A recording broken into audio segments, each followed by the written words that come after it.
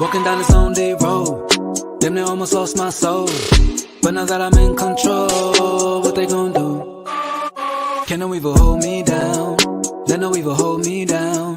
When your will is on the ground, what you gon' do?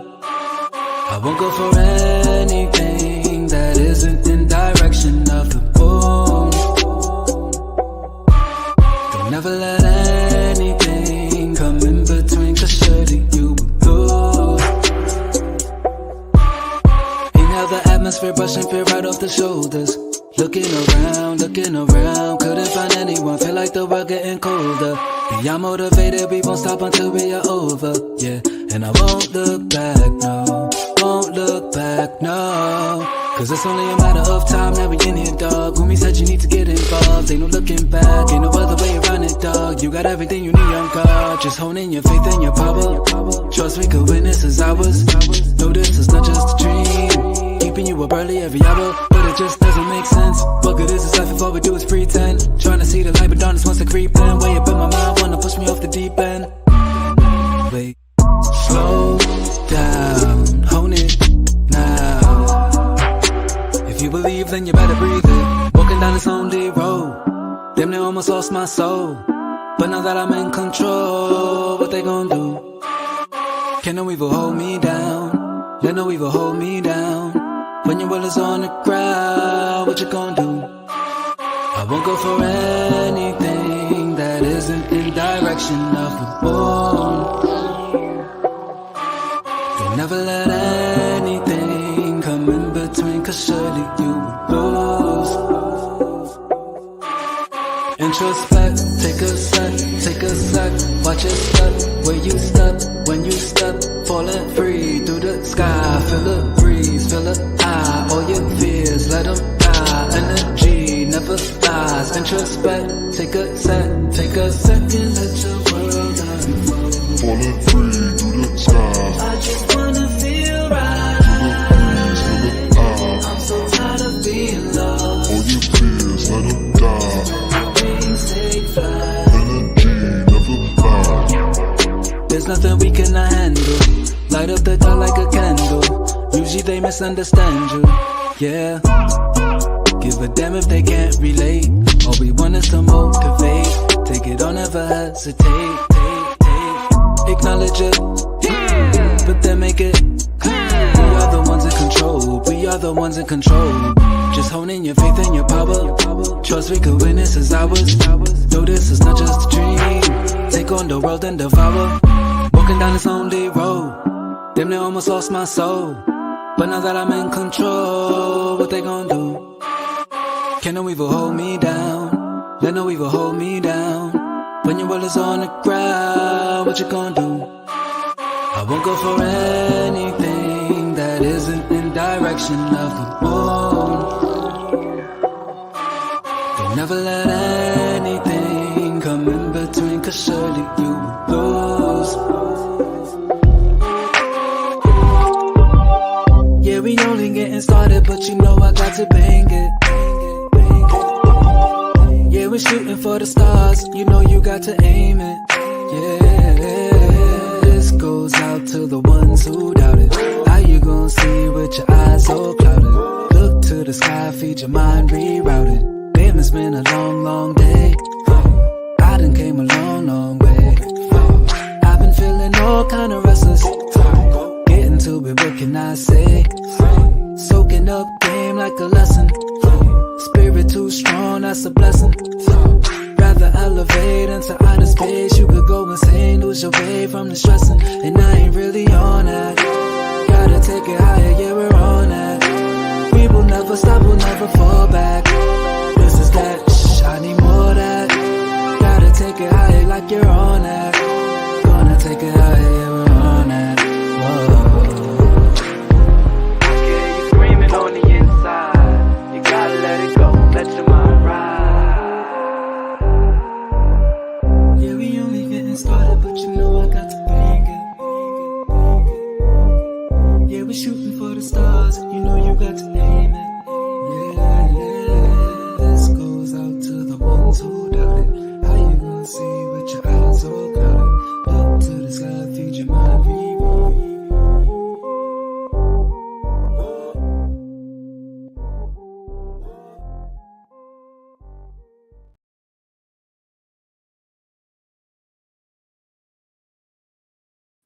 Yo, yo, yo, what's going on, everybody? This is the Beware of the Fake Woke show. Me and Chaotic, we back again. How you doing, Chaotic? I'm awesome, man. How about yourself? Man, I'm blessed, man. I'm blessed. Christmas is coming up. Did some Christmas shopping. Okay. It's that time of year to really get into the Christmas spirit. We didn't get the tree that we wanted because we realized that we had dogs, so we didn't want our dogs to get sick. So we couldn't get the white snow Christmas, but Okay. everything's good. But salute to everybody. This is the Beware of Fake Woke show. We discuss various issues because, of course, me and Chaotic are very vast in our opinions about life and politics and news. We decided to come together and create a show discussing many topics, and maybe you might agree with me. Some people may agree with Chaotic, but either way, participate, comment in the chat, leave a like, share the video if you're able to. But salute to everybody that's here. Wody Max in the building. What's Abi Wody? Salute to that. So let's get it started. Now, Chaotic, Yo, what is your opinion about the Confederacy statues issues? to believe it or not, I've never had an opinion about the Confederate statues up until recently, when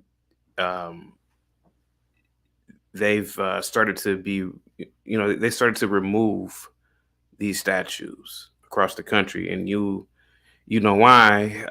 Because of the Summer of Love, George Floyd. You saw a lot of desecrations of what I perceive as early American history, or the beginnings of American history. And so I just saw an attack on historic on historical significance, which are statues. And me being who I am, I feel like if you will desecrate a statue, you will tear down a statue, what else would you do? So my opinion has always been that the taking down of the Confederate statues are testament to the beginning stages of anarchy in America. You're on mute, eBlack. You're on mute. Anarchy. Oh, absolutely, without a doubt. Without a doubt.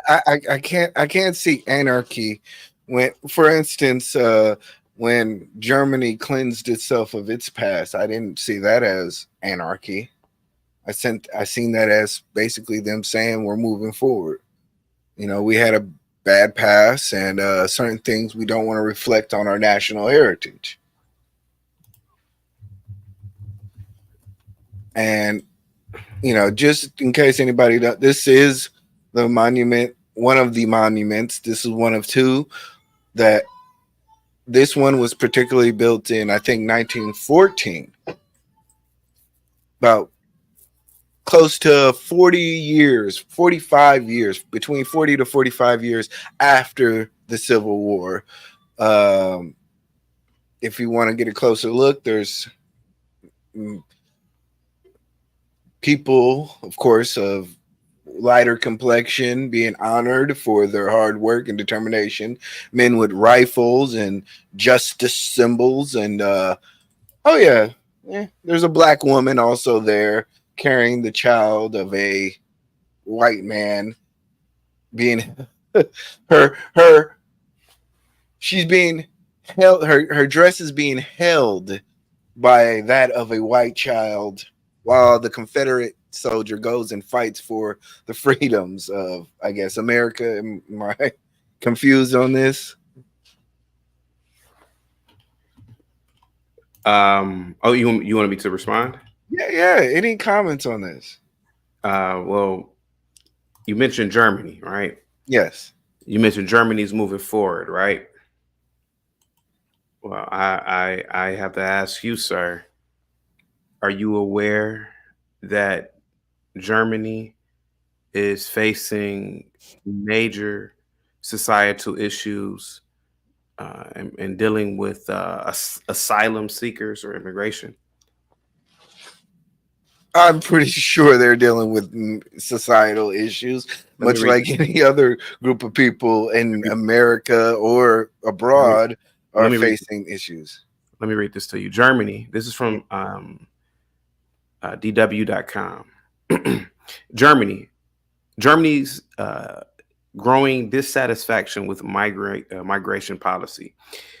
This is from September 29th, 2023. A majority of Germans want fewer refugees to be accepted into the country.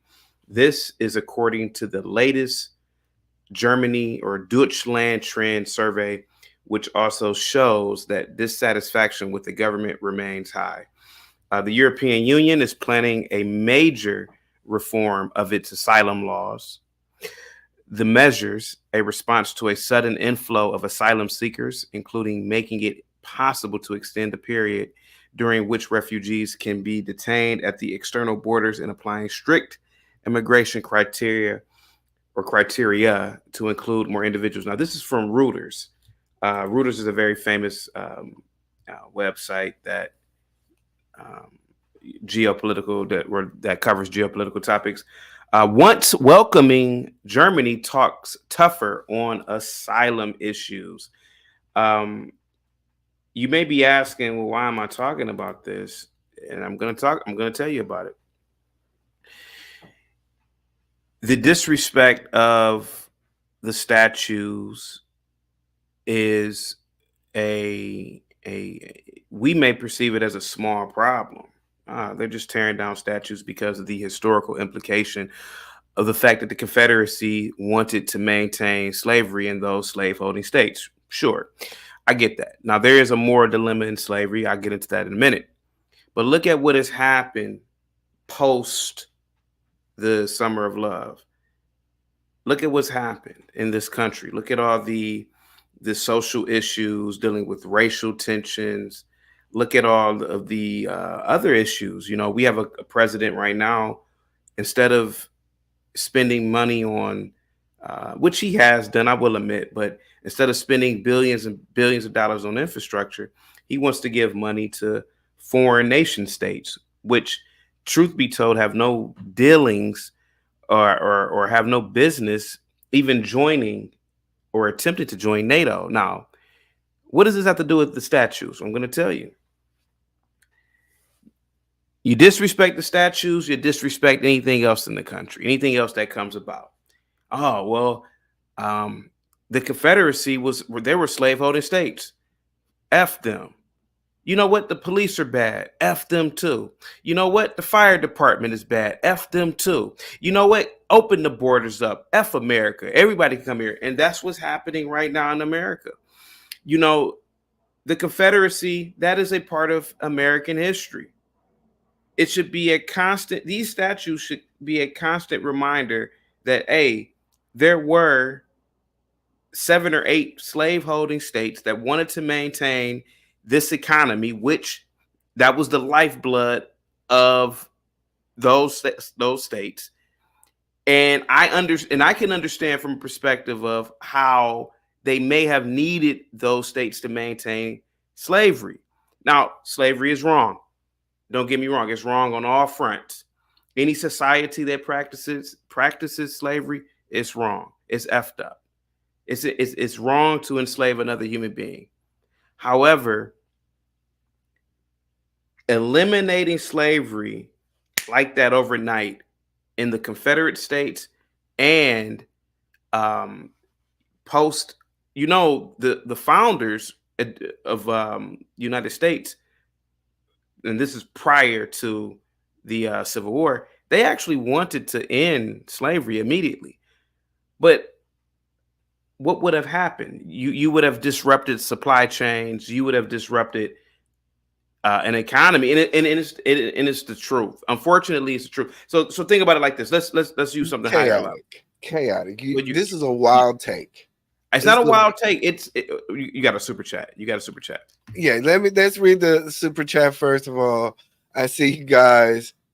Hey, eBlack, can you give me 2 minutes, man? I'll be right back, bro. No problem. Salute to everybody in the chat.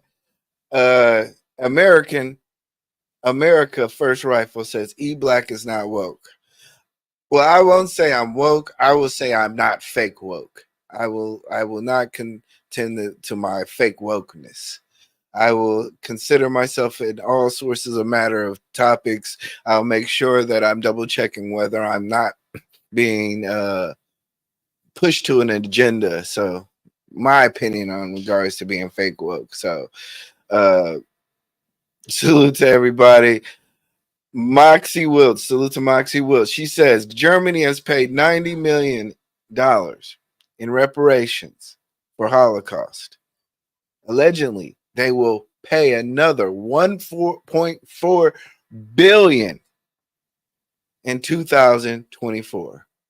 That is a lot of money to erase or to rectify how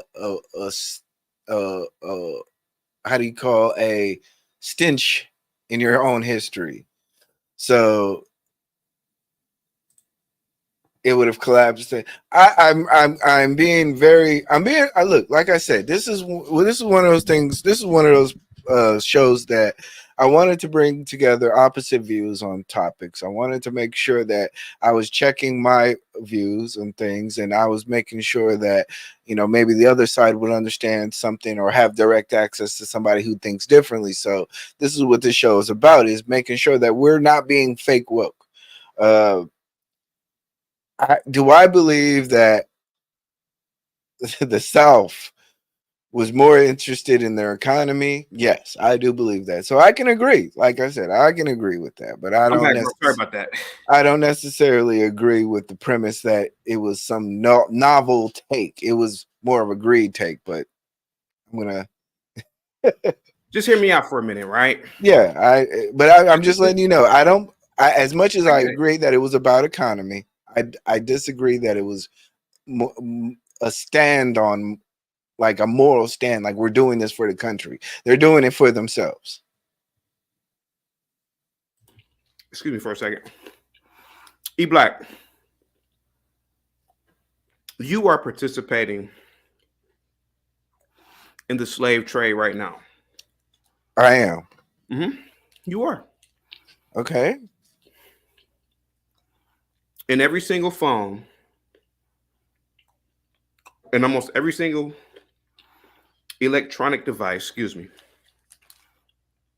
is a material called cobalt. Yes. Cobalt is produced in Congo. It's mined in Congo. Yes. Have you ever seen the conditions of the artisan miners there?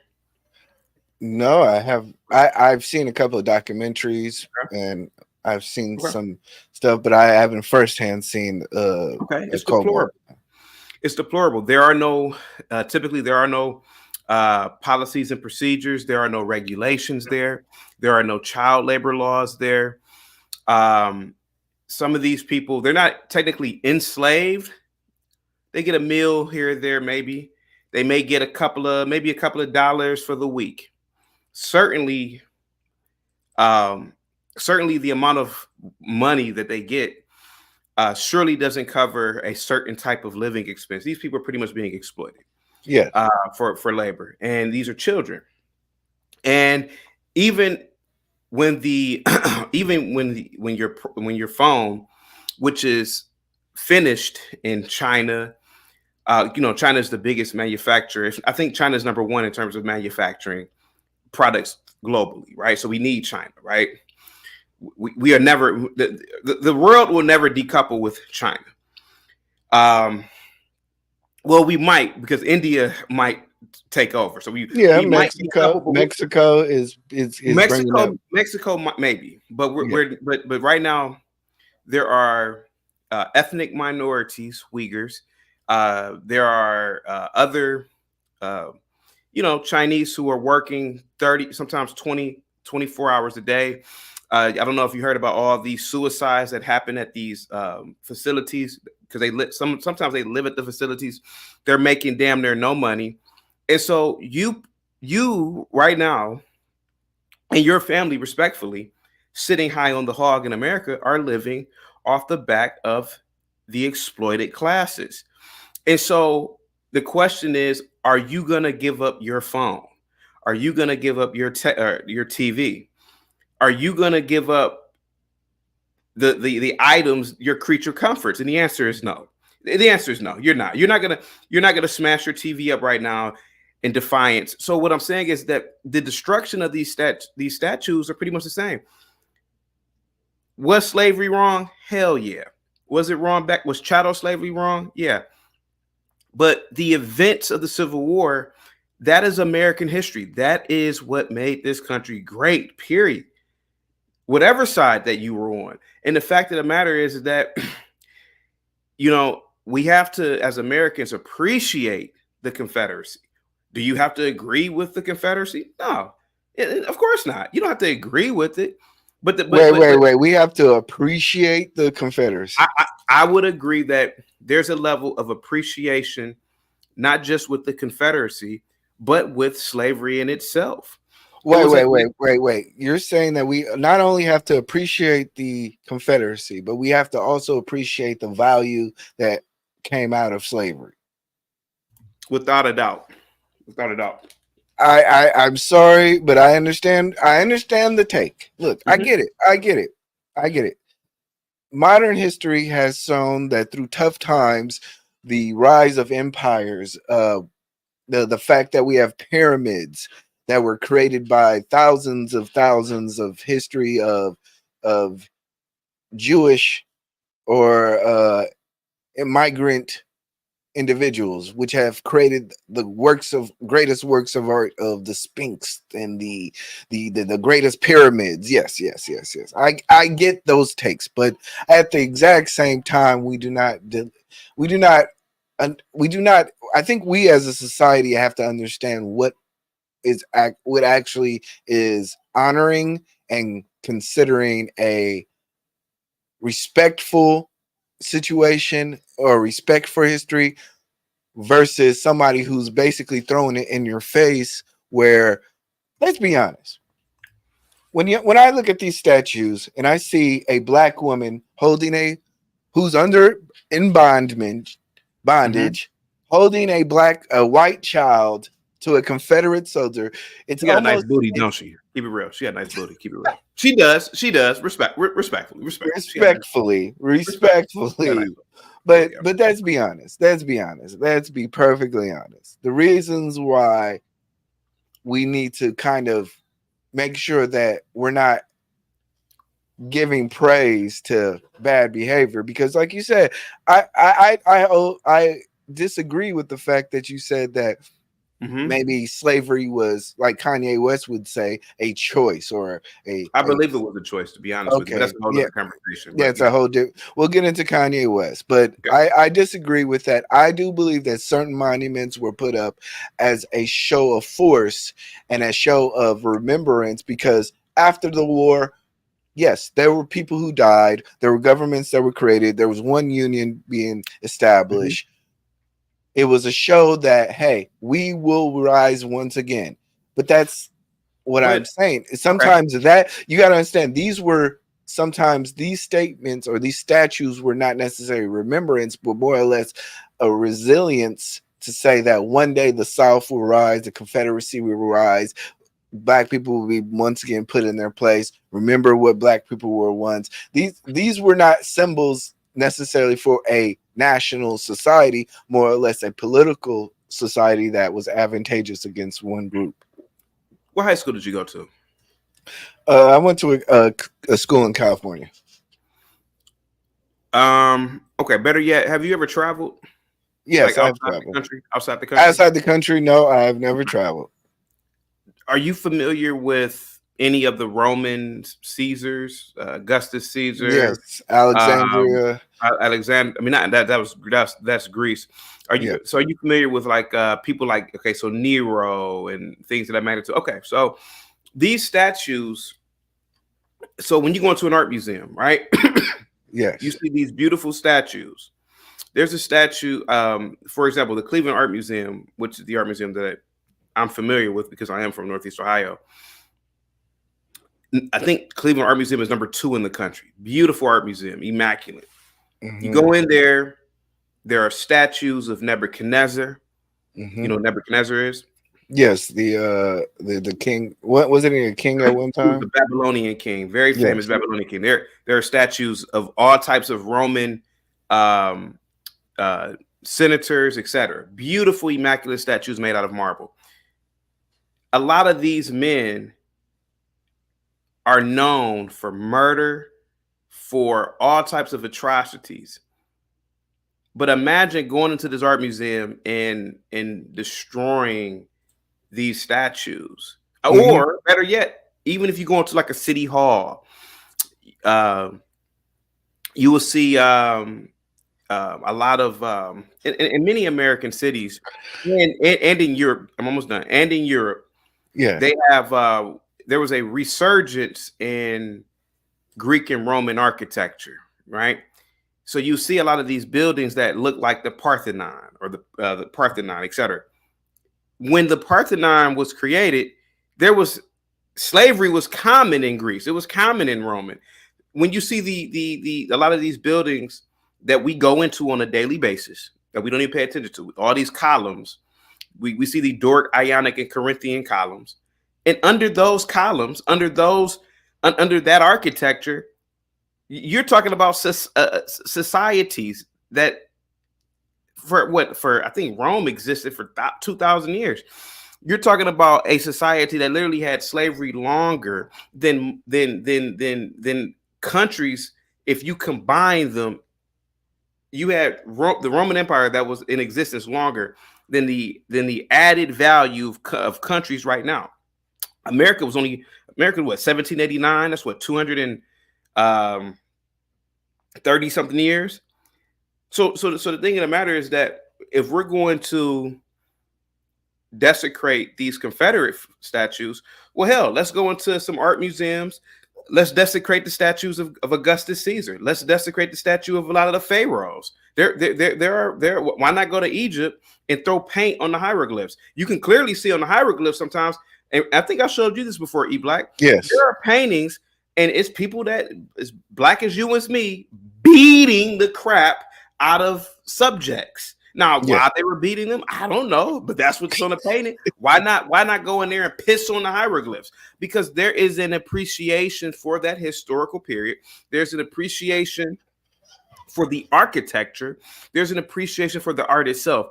And so what I'm saying is that when I see a Confederate statue, even if I saw a statue of this guy, the mustache man, if the statue looks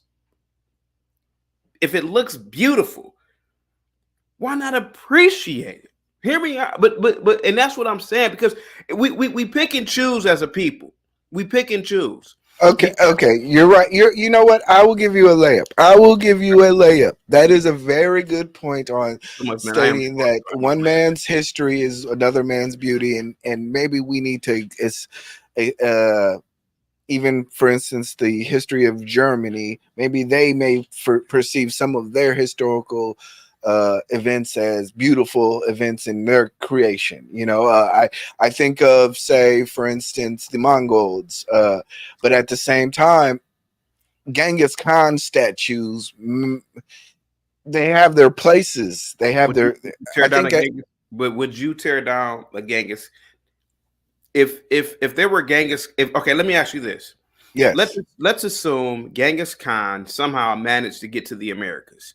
Thousands of, I forgot when Genghis Khan was around. I think it was 3,000 or 4,000 years ago. I could be off. No. He was part of this, and he was part of BC. Okay, 6 or 7. Okay, that's fine. Imagine if there were statues that were left over from that period in America.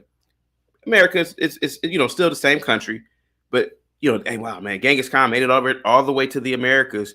And these are some of the statues. These are some of the antiquity that is left. Genghis Khan was a mass rapist. Yes.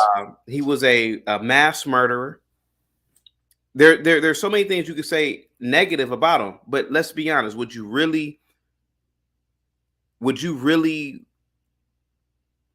you going to be a proponent for the the tearing down of the Genghis Khan statues. You're on mute again.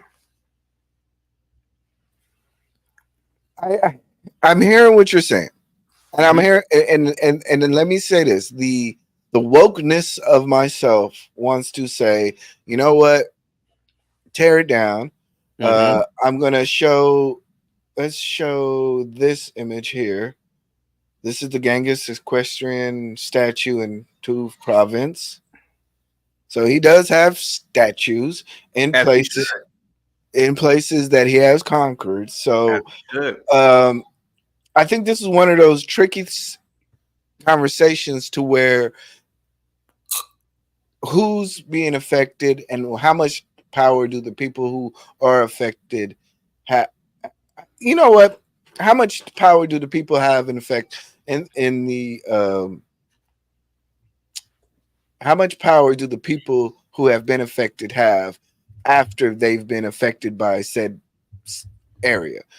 You know, I'm pretty sure this place that they're at is not a very poor place.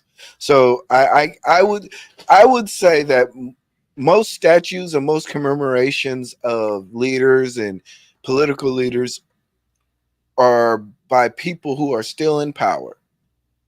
So once those people do get out of power, I think it's up to those people afterwards to either acknowledge how much power you want to continue giving the former power that was in charge. So I'm not with gonna the lie. Roman Empire, they were in power for so long Okay. that most people after they got left power, yes, they got more appreciation because they were in power for so long. So everybody just appreciated the history that was in because they were now essentially adopted into said power. Okay. There is no previous history to kind of acknowledge. I think the uniqueness about the Confederate thing was that the Confederacy really didn't exist for that long. It was Correct. only maybe 25 years of existence total. But the whole idea of maintaining a slave economy in America had been around since the 15th or 16th century. Yes, So, but but yeah, go ahead. I'm sorry. but the fact that we're honoring this said Confederacy based on the power structure and based on afterwards they're no longer in existence, there's no longer a remnants of them, they don't have necessarily the historical context. I don't believe that they should necessarily benefit from having said statues on sacred government grounds. Now on private grounds, yeah, you can have whatever you want.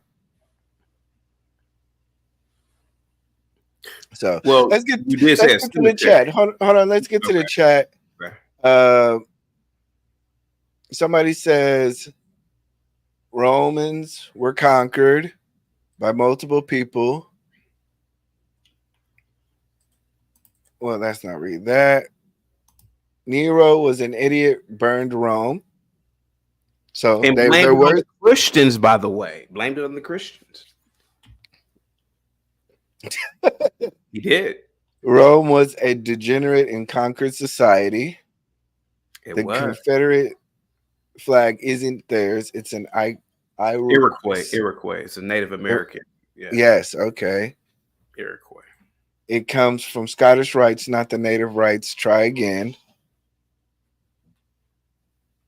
So, you know, let me say this: as much as I agree, and in fact, you've opened my eyes up to a lot of things. If there is we shown you a Genghis Khan statue, does that deserve to be destroyed? I would hate for it to kind of destroy it without me being able to see it. Even the pyramids, uh, Confederacy, I have, because it directly affects me and because I understand the history of it. I would say that. What How does it directly affect you? By the way, how did it directly affect you? as an African American, How do you not know that your ancestors were freemen? no, because like when I looked up my own history, I can trace myself back to 64.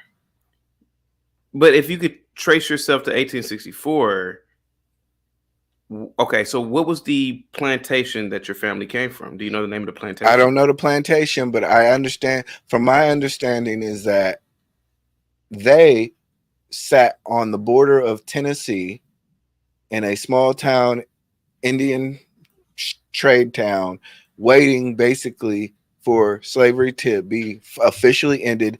They then entered into Tennessee, which was the first state of the Union to actually abolish slavery. They entered into that state, so they got out. They said both of my parents, or my great grandfather, grandmother, were from South Carolina, North Carolina. You can see them moving from a fort in North Carolina at a census station. Then they pop up in Georgia. Then once they pop up in Georgia, they essentially move to Tennessee, which was the first free place. So while I do not recognize slavery as a good thing, because obviously my folks didn't want to stay. They did everything that they could to actually get into good standing areas. Let me ask you this. Okay, so knowing what you just told me some interesting facts, right? You said your family was from Tennessee. Tennessee was if I'm not mistaken, one of the 13 original colonies, correct? Yes. No. Not the Who first 13. okay, but I believe at one point They were the Tennessee, first state to outlaw slavery. but I believe that Tennessee was I believe that Tennessee was the property of either the French or the British at first. I can't remember which one, right? And it gained statehood in 1796. Yes. Okay. I believe it was under British rule. I'm gonna go with British rule, but if not, either the French. It's either the British or the French. I know Texas was under Spain. They were first under Cherokee Indian rule. That's just Okay. be that's just be Which is not, I mean, let's just be real honest about this. They were under the Native American rule. But when I'm talking about a real power, how do you feel about Napoleon? Let's assume Tennessee was under French rule. And mind you, Napoleon, they never came over here, but it was still a French territory. What would you feel like, for example, if somebody were to piss on Napoleon's statue? At a political right, I believe it's very valid. I believe every person has a right to express themselves. So, yeah, if you want to piss on that, that's fine with me.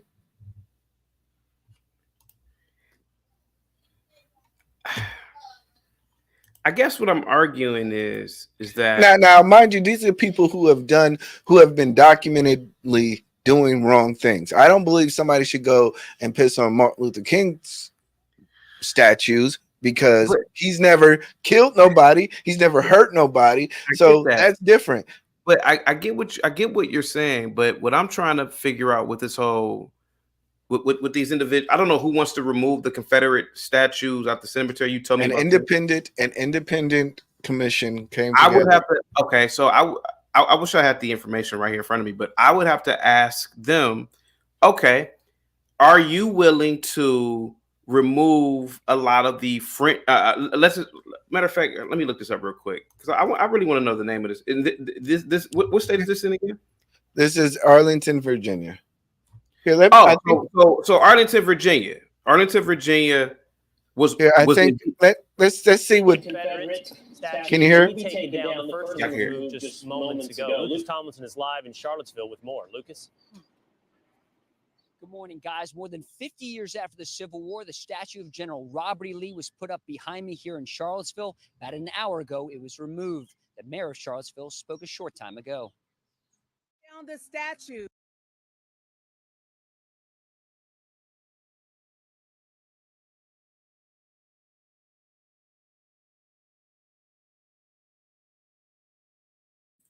I'm sorry, this is not right. This is about the Charlottesville statues. So I'm not going to play that video. But there's, if you look it up right now, it has, I think there's a commission has been put out by congressional mandate. By the congressional. Okay, so whatever this group is, right? Mm-hmm. Virginia indeed was a 13th. Is one of the 13 original colonies. Yes. Virginia was under the crown. It was a British. It was a occupied. It was British territory. It was under British rule. I would have to ask this same group: are you willing to condemn and knock over a Winston Churchill statue? Are you willing to knock over? I don't know who was the. And you know what? That was the wrong time period. I would have to ask them at that same time. The British. There was a saying that the sun never set on the British Empire. Are they willing to do the very same thing to historical or statues of that same timepiece or that same time era of people as well? So whoever the king was back then, whoever the queen was, whoever anybody. I think in history we've found that, you know, various people in power have erased other powers from history. They've destroyed statues. They've destroyed burnt books. So this is nothing new. Why are they focusing on the Confederacy? Because the Confederacy. Once again, I think it's not like they're digging up the graves and moving them somewhere else. They're basically saying that certain monuments were put here as a show me up, or as a symbol of resiliency to an ideological thing that no longer represents America, or never did really represent America. Slavery never represented America. No. But why do we talk about it so much if it never represented America? Because if it never represented America, then we all need to stop talking about it. I believe that I believe this. Slavery had a huge, profound effect on how America got started. We do need to honor those who did give their lives to coming here, working the fields.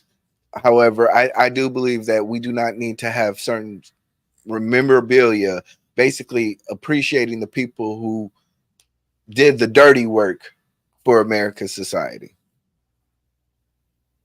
And that's what the Confederacy is. It's basically the people who were willing to do the dirty work, to enslave people, to keep the economy going, and to fund the coffers of American history.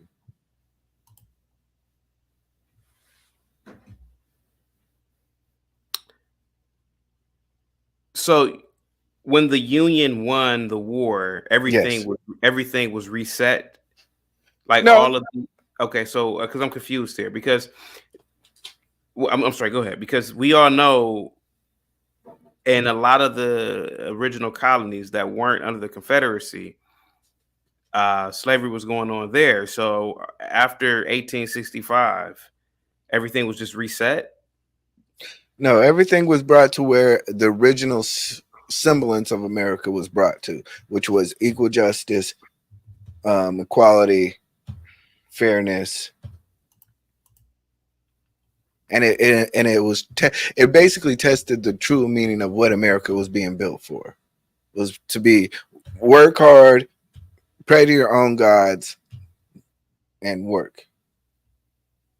So anyway, that was a good discussion.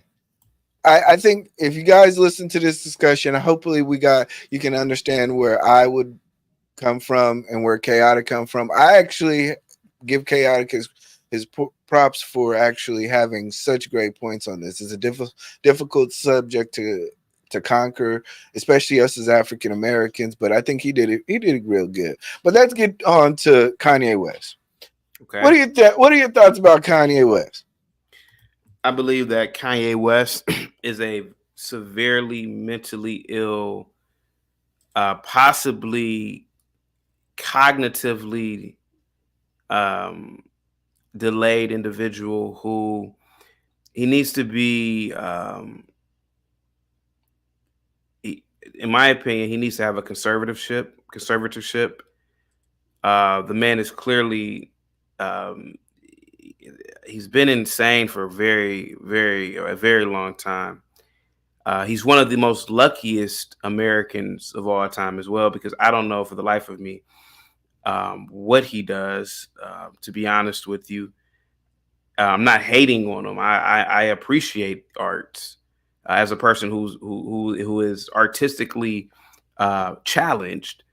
But everything that this man does and he goes viral for, I kind of feel sorry for him, like how I feel sorry for Biden when he falls and stammers and falls asleep and doesn't know what year he's in. I kind of feel sorry for him. I feel like the his handlers, Kanye, are letting this crazy man just run amok, and the American people, because we become so degenerate as a society, we encourage this and we pay this man for his mental illness. He's the highest paid mentally ill man in the country. And he is. He is. Wait. He is the highest paid mentally man. Yeah, he's mentally ill. I mean, do we have to go down a list of what this man has done? I'm shocked at this take. I'm shocked at this take. But for the time being, we're gonna just go to reacting to his recent rant. And all you gotta do is play his videos. You will see what I'm talking about. But let me ask you this: is this not? Do you consider Kanye West fake woke?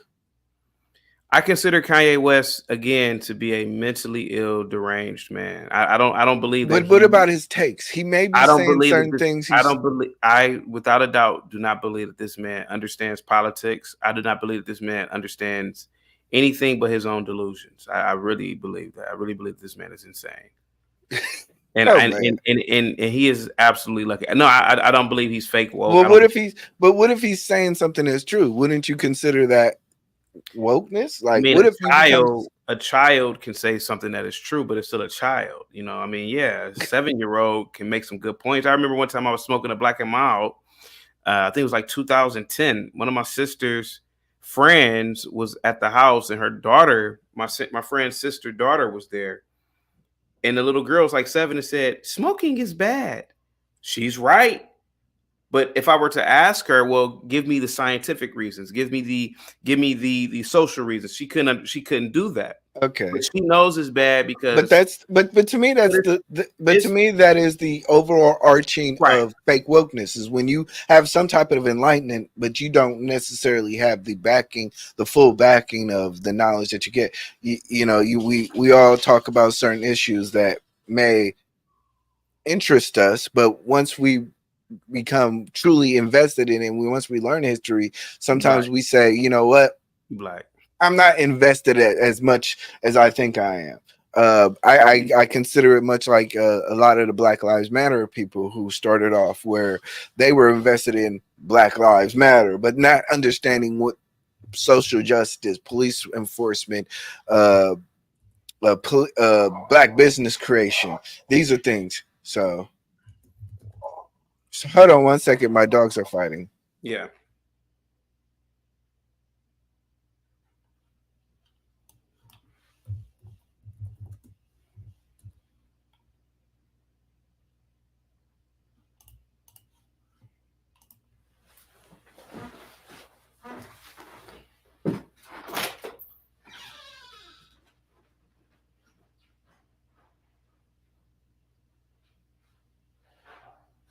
My fault. My dogs decided to have a heart attack. You there, Chaotic? Yeah, you there? Yeah. Okay. But let's play this video. Well, you didn't let me explain myself real quick. I don't care anymore. You're full of shit. Nah. No, Kanye is what is referred to as an idiot savant. For people who do not know, an idiot savant is a person who has exceptional aptitude in one particular field, such as music or math, despite having significant impairments in other areas of intellectual or social functioning. But wouldn't we consider that to Elon Musk? To be honest with you, no. Elon Musk is here goes a man that you can even argue is a modern day superhero, a modern day a mathematical savant. This man, He's insanely intelligent. I've heard his interviews. Now, he may be kind of awkward when he speaks. Ask him about rocket technology. He knows it. Ask him about environmental issues. He knows it. Ask him about science. He knows it. Ask him about business. He knows it. Ask him about supply chain. He knows it. Ask him about R&D, research and development. He knows it. And not only does he know it, he proves it. He builds. He has a rocket technology company. He has a car technology. He has robotics. You're comparing Elon Musk to a nigga who makes Napster beats? Come on, man. Play the video, man. I can't believe it. Let's play the video. Y'all don't do y'all facts. All y'all niggas want to talk about. Let me tell you, anybody ever talk to my red hat? Y'all put me in a fucking hospital. Fucking Chinese water torture. Oh, yeah. Million questions. Everybody around me telling me I can't wear. Nigga, you can't tell me the color of my hat. Y'all can't tell me shit, nigga. No, none of y'all motherfuckers here with no Instagram, nobody living, nobody at, and I don't want to hear shit from none of these Jewish niggas talk about, oh, he's in an episode. Harley Pasternak followed me to the fucking hotel. The nigga killed Aaron Carter, and now they acting like they won't clear the Backstreet Boy sample. You get what I'm saying? Harley Pasternak pusher, your trainer. Harley Pasternak, Jay-Z. You get what I'm saying? And then niggas be hanging around these niggas just for the money or some Mike Rubin shit. Slap the shit out of Mike Rubin. I see that nigga. You know what I'm saying? It's like, yo, fuck these niggas, bro. Fuck these niggas, nigga. You know what I'm saying? I'm on my Farrakhan Don shit right now, bro. Because guess what? These Yeezys gonna sell. Yeah. They sabotaged the show today. They sabotaged the Instagram. They cut off the fucking Adidas contract. They did all the shit. Then they want to go get light skin Ye. You gotta understand. That's Jerry. His real name is light skin Ye, bro. Deadass, he told me that was his name. It's light skin Ye. They want the light skin version. They want a George Floyd. They want a Virgil. They don't let me speak at the funeral. I saw 2, 3, 4, 5 white people not let me speak in further. None of y'all niggas. You know, the one thing about Kanye West that I've noticed is I think that in my opinion, he defines fake wokeness. You know, he will say things that are somewhat true, but not give necessarily the full answer or the spectrum of the answer. There very well could be a Jewish issue in regards to gatekeeping music. There could be an issue with colonial industrial supremacy in regards to fashion and music. However, the way that he speaks to it, it doesn't really give me meat on the bone. Pause. It doesn't give me nothing that I can really say that, you know what, this is something that I feel enlightened more or less. It's more or less validation. It's like, yeah, we know these people do these things, but it doesn't really give me any new nuances.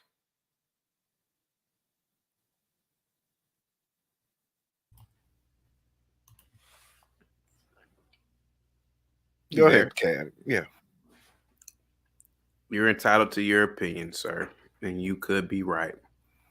What I see is a severely mentally unstable man who has not grown up. He's doing what children do.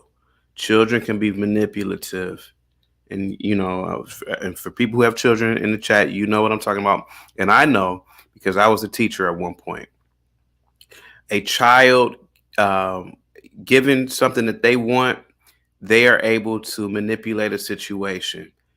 And I see that with Kanye because he made somebody up. I don't know what he's done. And, you know, I don't know who he screwed over.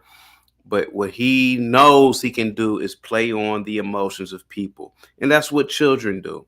Mommy, he hit me. Dad, he hit me. Even though you may have started something with a brother or your cousin or something. So Kanye started something with somebody. He knows that especially Negroes are I gotta say it, at times are dumb and emotional. And oh yeah, he said the J word. I'm gonna listen to him because he knows that a lot of blacks are they are conspiracy theorists to a No, degree. no, we have it. We actually have a history in America with the Jewish people. When the What's Jewish the people, history? the history with the Jewish people is when they came over to America, Mhm. they were more or less the tax collectors, the rent collectors. And They had their own positions within the society of, and they were kind of the middleman between us and traditional white America.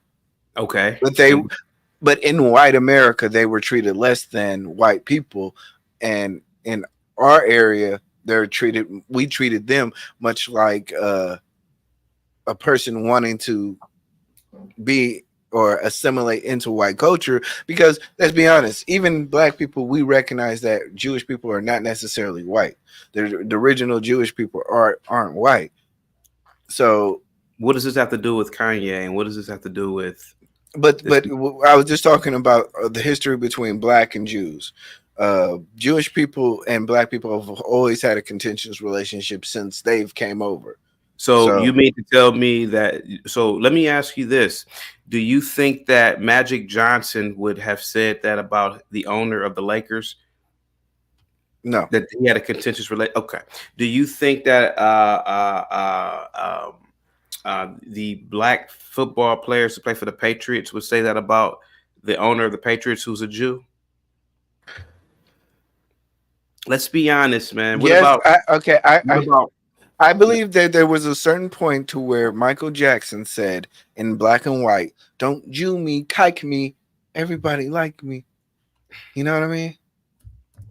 Even he recognized the look. We all love Donald Trump until he was in positions of power. You're cozy with the people that you make money with, but until you recognize that there's a larger power structure going on, yeah, we are going to call it out. That's just the way of life. The only contentious relationship that I've ever seen in this country is blacks with Middle Easterns and Hispanics. That's the only. But it's the same relationship with Jews. The same relationships that African Americans have with Arabs and Mexicans is the same relationship we've always had with Jewish people. Do you think the tens of thousands of blacks who work at Facebook have a contentious relationship with Mark Zuckerberg? Do you think that the tens of thousands of blacks who worked for Apple, no, not Apple, I'm sorry, who worked for I don't want to use sports or entertainment anymore, but do you think that all these organizations that have been like these nonprofit organizations that have helped out with especially the black community, do you think that they have a contentious relationship? Name me the Fortune 500 Arab, the Arab who has a Fortune 500 company that has hired tens of millions of blacks. I mean, I'll wait. Within a large Fortune 500 company? Yeah, name me any Arab or any Hispanic that has ever provided for creature comforts for blacks at a large scale, other than whites and Jews. I'll wait. I'm pretty sure. Matter of fact, let's go to Saudi Arabia. Look up the top 10 companies. I did it on my show the other day. Look up the top 10 companies in Saudi Arabia, and let's see all the diversity, equity, and inclusion that they have on their boards, their board of directors, their leadership boards, etc. Let's do it right now. Blacks have more of a contentious relationship with Arabs and Hispanics and other groups of people than they do with whites and Jews. So this is what I'm talking about with Kanye. He's just a little 6-year-old kid who's just running his damn mouth. Because if I were to go to him and ask him, "Hey man, let me ask you a question. You're in entertainment, Kanye. Do you think any of these little stupid little rappers have a contentious relationship with the Jews at the top who control the music industry?" Because it certainly is not any other body hiring these little stupid retard kids. Because what else would they be doing? What would some of these drill rappers do, eBlack, if they had the same mindset and brain that they have, let's say in Saudi Arabia, let's say in Yemen? What would they do there? What Arab would hire them? And what would they hire them for? At least in America, you can say, "Hey, the Jews, sometimes they're the masters and commanders of industry." Okay. Am I lying? No, you're not. But I just want to move it on because he's gonna say a lot of things that I want to talk about. But point taken. Hey, hold on. Be quiet when I'm talking, baby. Drake, I love you. I'm gonna get the tattoo. But any of y'all niggas, Trav, Drake, whoever, y'all gotta show up. And don't tell me I'm talking crazy. Y'all nigga, I motherfucking Pharrell and me. Hey, come on. Me, Pharrell, we broke down this door. We all in this shit together. We all in this shit together. And we all dealing with a lot of we all, and what I'm telling you, a lot of people had shit to say about my Jewish comments, but ain't nobody in this motherfucking room, and none of y'all entertaining niggas ever said nothing when I was praying to see my kids one of the last days. What's my nigga that got fucking locked up for the Mega Salad shit? Okay, look. So Tory Lanez called me. We were saying prayers.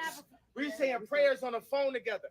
And I prayed that day. And y'all saw that shit. And y'all saw when I couldn't see my kids, when I couldn't see Chicago too.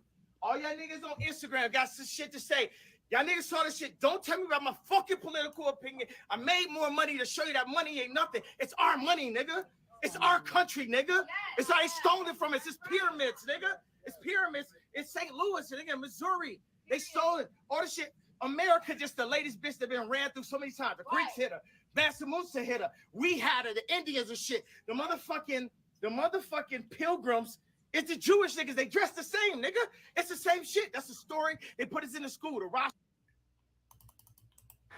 Do you think that Kanye mentioned that these monuments that we mentioned prior were stolen from us? Do you agree with that? I just quickly. No, I don't agree with that. I don't agree with anything that this man is saying. I actually want to cry because, and I haven't cried as an adult, but I actually want to cry because I see somebody who, if it were not for, I don't know, he got so lucky in life. But what I really see is the same kind of person that, you know, growing up, you see walking, talking to themselves down the street with papers in their hands. This man is insane. He's all over the place. This man is insane. What is he talking about? He went from one minute my kids. Did you hear him? Not you rewind it. 1 minute he's talking about his kids. Next minute he's talking about pyramids. Next minute he's talking about this man's insane. And you guys will sit back and say, "Okay, did you notice what he said there?" I'm like, "Did I notice what he said there?" Listen to everything that this man is talking about. He's insane. This man is but there's people in his presence that agree with him. He has people in his presence because he's somehow listen. A lot of times people do have juice, right? And I've seen it growing up. I've seen it with taller guys. I've seen it with good-looking guys. I've seen it with me. I'm short, right? I can't walk in a room and just exist, right? You know, I'm short. I kind of look like a California raisin. So I have to have a certain je ne sais quoi. I have to have like a personality. But let somebody who's 6'6" with a chiseled jaw structure go into the room. This dude could just be quiet. This man, he has people around him because niggas are attracted to music, and I've seen that too. I've dated girls, and they say I've dated girls, and they literally have said, I wish you were a musician, and I'm like, why? Because that's so, and they literally say, because I want a guy. This was years ago, because I want a guy who's a musician of some sort.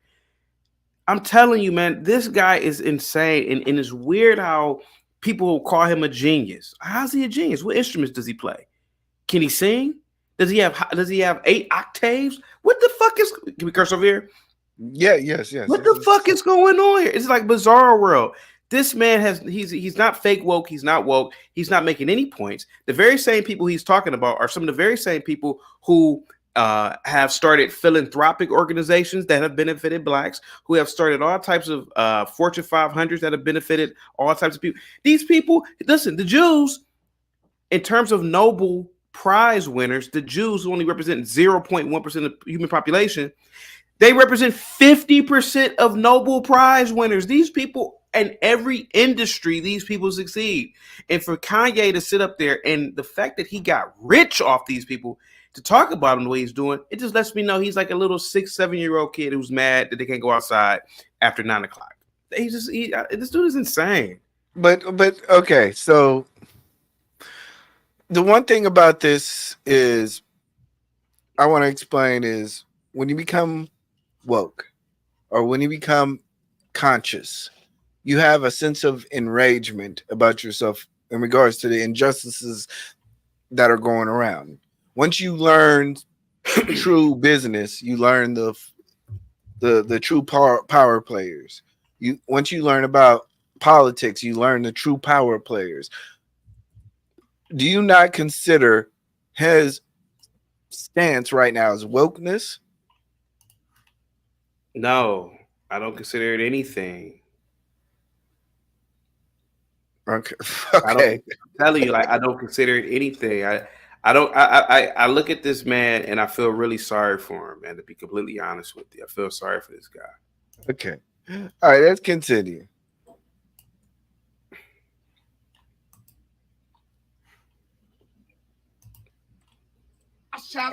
I know Jay-Z back here like, oh, this nigga go down now. I've been here for a year, my nigga. They can't fucking touch me. Why? Because God covered me. He covered me. And guess what, Trump? We ain't giving you support unless you get Larry out. Unless you get Jeff out. You understand what I'm saying? Because y'all niggas, y'all politicians think y'all gonna just get our shit for free. Oh, all of a sudden, nigga, because you got a mugshot, you with us now? No, nigga. No, what you gonna do for us? What they gonna do for us? Y'all niggas done voted Democrat all these motherfucking times. Y'all niggas showing up with the LV show. These niggas is colonizers, nigga.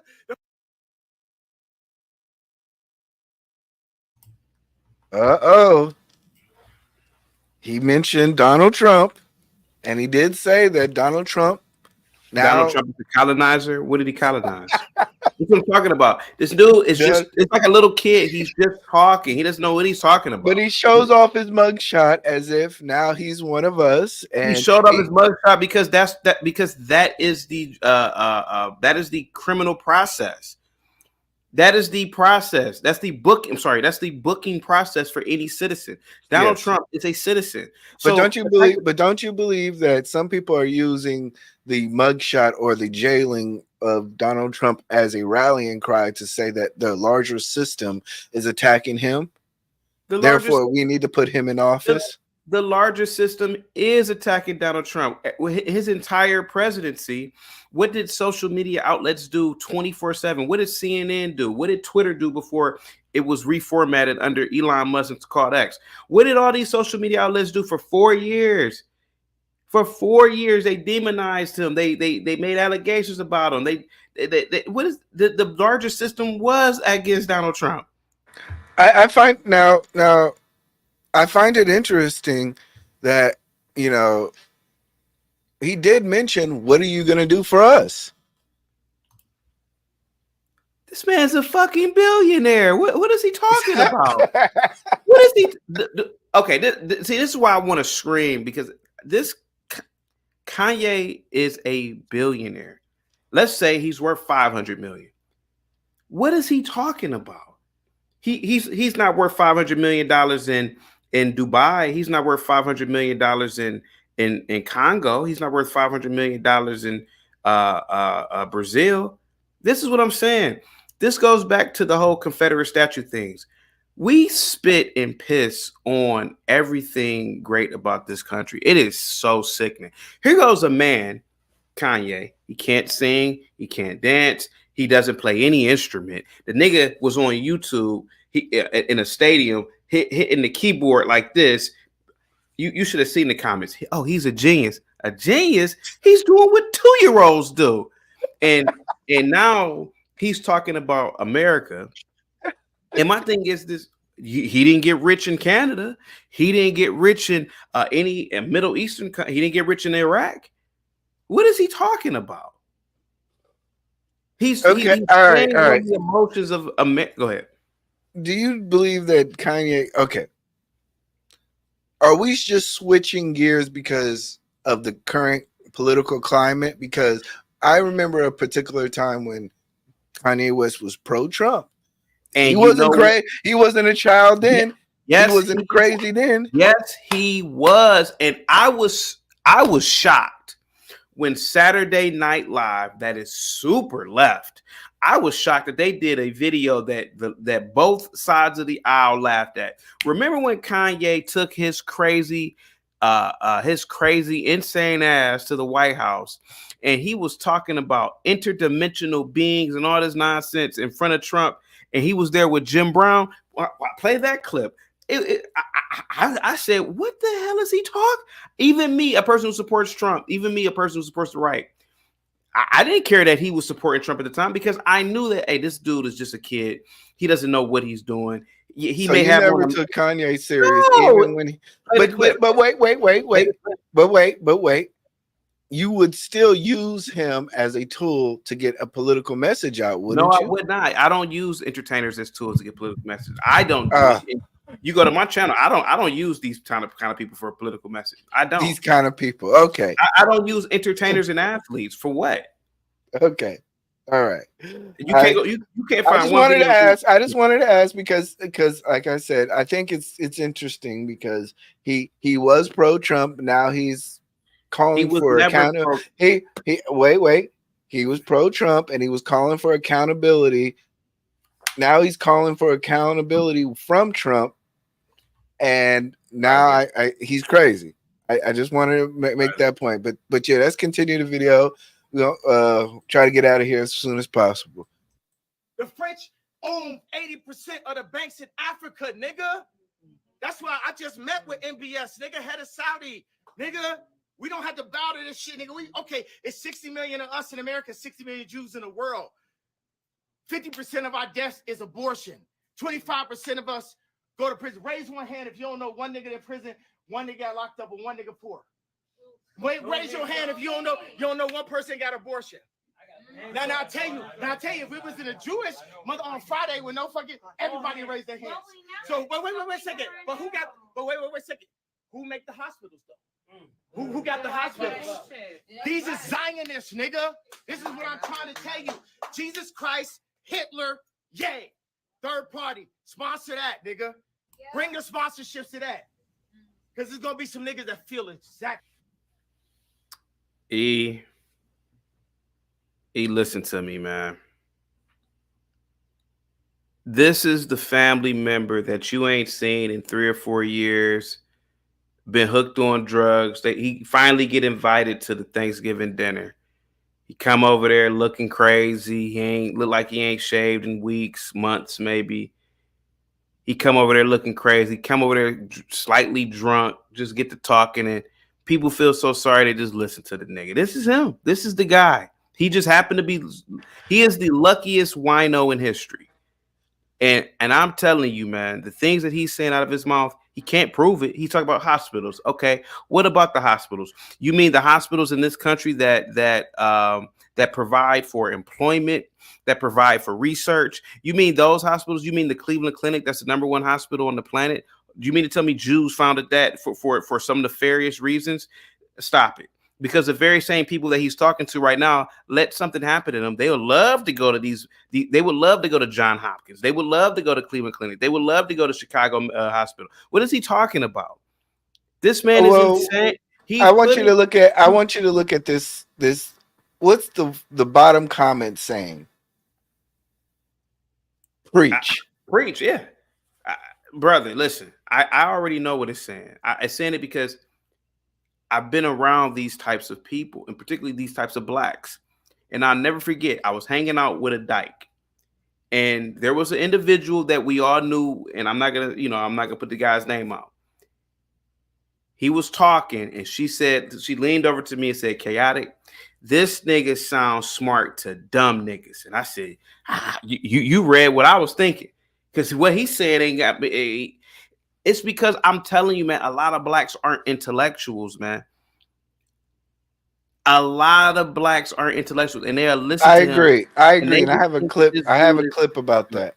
Guys, it's totally fine. It's okay. I just, think a little more conservatively. This dude is insane, man.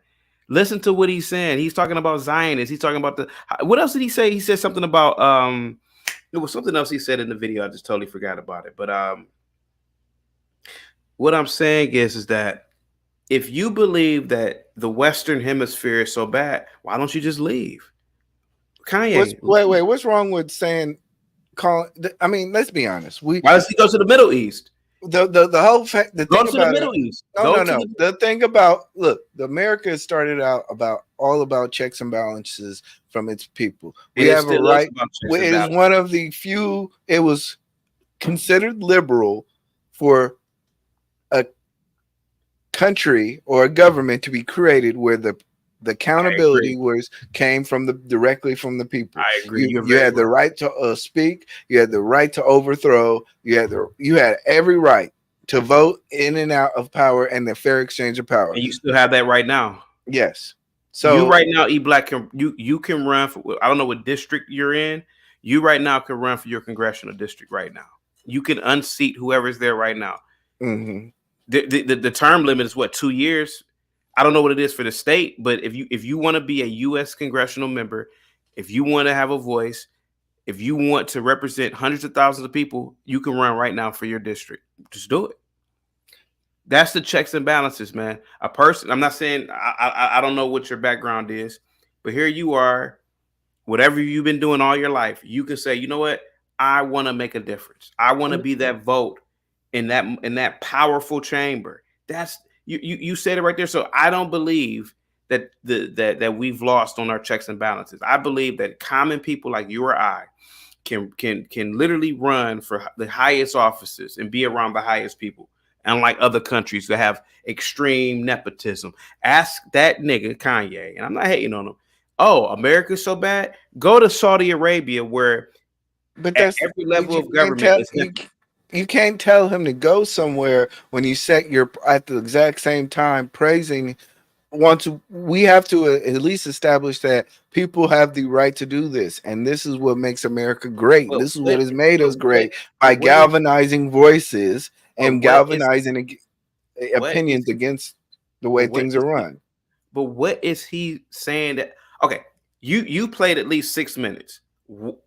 He's saying all these things, but he has never gave an example. He mentioned the hospitals. What about the hospitals?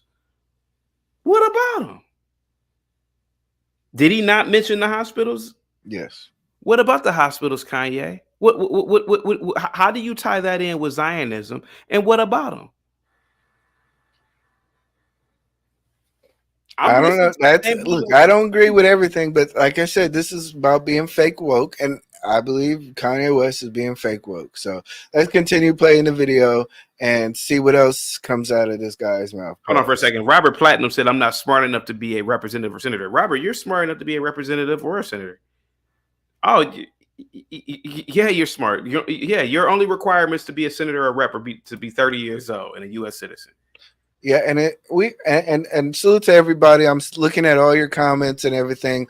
I really appreciate everything. So, but we're trying to move as fastly as possible. So let's continue. Yeah. Like me. I don't give a fuck, nigga. I'm 7. I don't give a fuck about life or death. I get visitation with my kids. I ain't got no say so. Them niggas walk around look like soccer players. They don't even fucking know. They don't even know they dad, the kid. They see me come play one on nobody. They still feel me. They'll feel me, but they trying to program them. The head of Louis Vuitton, Bernard Arnault, fuck you. Alexander Arnault, fuck you. Francois Pinault, fuck you. Dimna, fuck you. Fuck Balenciaga. Fuck Cedric. Buy the Yeezy Pods. Buy the Yeezy Pods. Fuck Gap and fuck Adidas, nigga. All you niggas is like fucking still wearing Adidas. Nigga, don't say me shit. Nigga, I'm by myself in this motherfucking room, nigga. Everybody shut the fuck up. Hey, shut the fuck up. Let me tell you something right now. Just the fact that you ain't listening to me, it's it. Ain't none of y'all niggas with me. I'm by my fucking self. Because ain't none of y'all niggas stand up for me. Ain't nobody stop. And shut up. Be quiet before you get exiled. Like so I'm saying is, nobody with me. Everybody here, half the motherfuckers on a check. Half the motherfuckers just here like, ha, laughing at jokes, laughing at the raps and shit. Nigga, I made these beats in my mama's basement. I drew these motherfucking shoes since I was in 7th grade. Nigga, because when I asked niggas step up, not one nigga stepped up. Not one nigga stepped up. Yeah. You know what I'm saying? That's what I'm saying. None of the famous niggas, Mav Carter sold me out. You know what I'm saying? Nobody fucking stay. Y'all saw me, ain't see my kids. All y'all rich niggas got y'all kids in that Zion school. Fuck Sierra Canyon. My daughter ripped up the motherfucking couches in the house to be able to be with me right now. Y'all don't know what's going on, for real. Where y'all TikToking and all that shit. Y'all put up with all that shit. I don't give a fuck, nigga. I'm in Pop. I'm in Vegas. Like Pop, my daughter had the Tupac fucking t-shirt. So I'm saying, witness this shit. Visit this shit. But I don't believe in nobody but me, nigga. I don't fuck y'all don't gotta say we with you. You're not with me. No one's with me because no one's really with me. It's just me and God. That's what I'm saying. And I'm still alive. Let's go. And I'm still alive. You ain't post. You ain't with me. You ain't post. When I couldn't see my kids, y'all ain't post. Y'all ain't stopped the Adidas shit. Y'all niggas let Adidas crash. This nigga is the luckiest wino in history.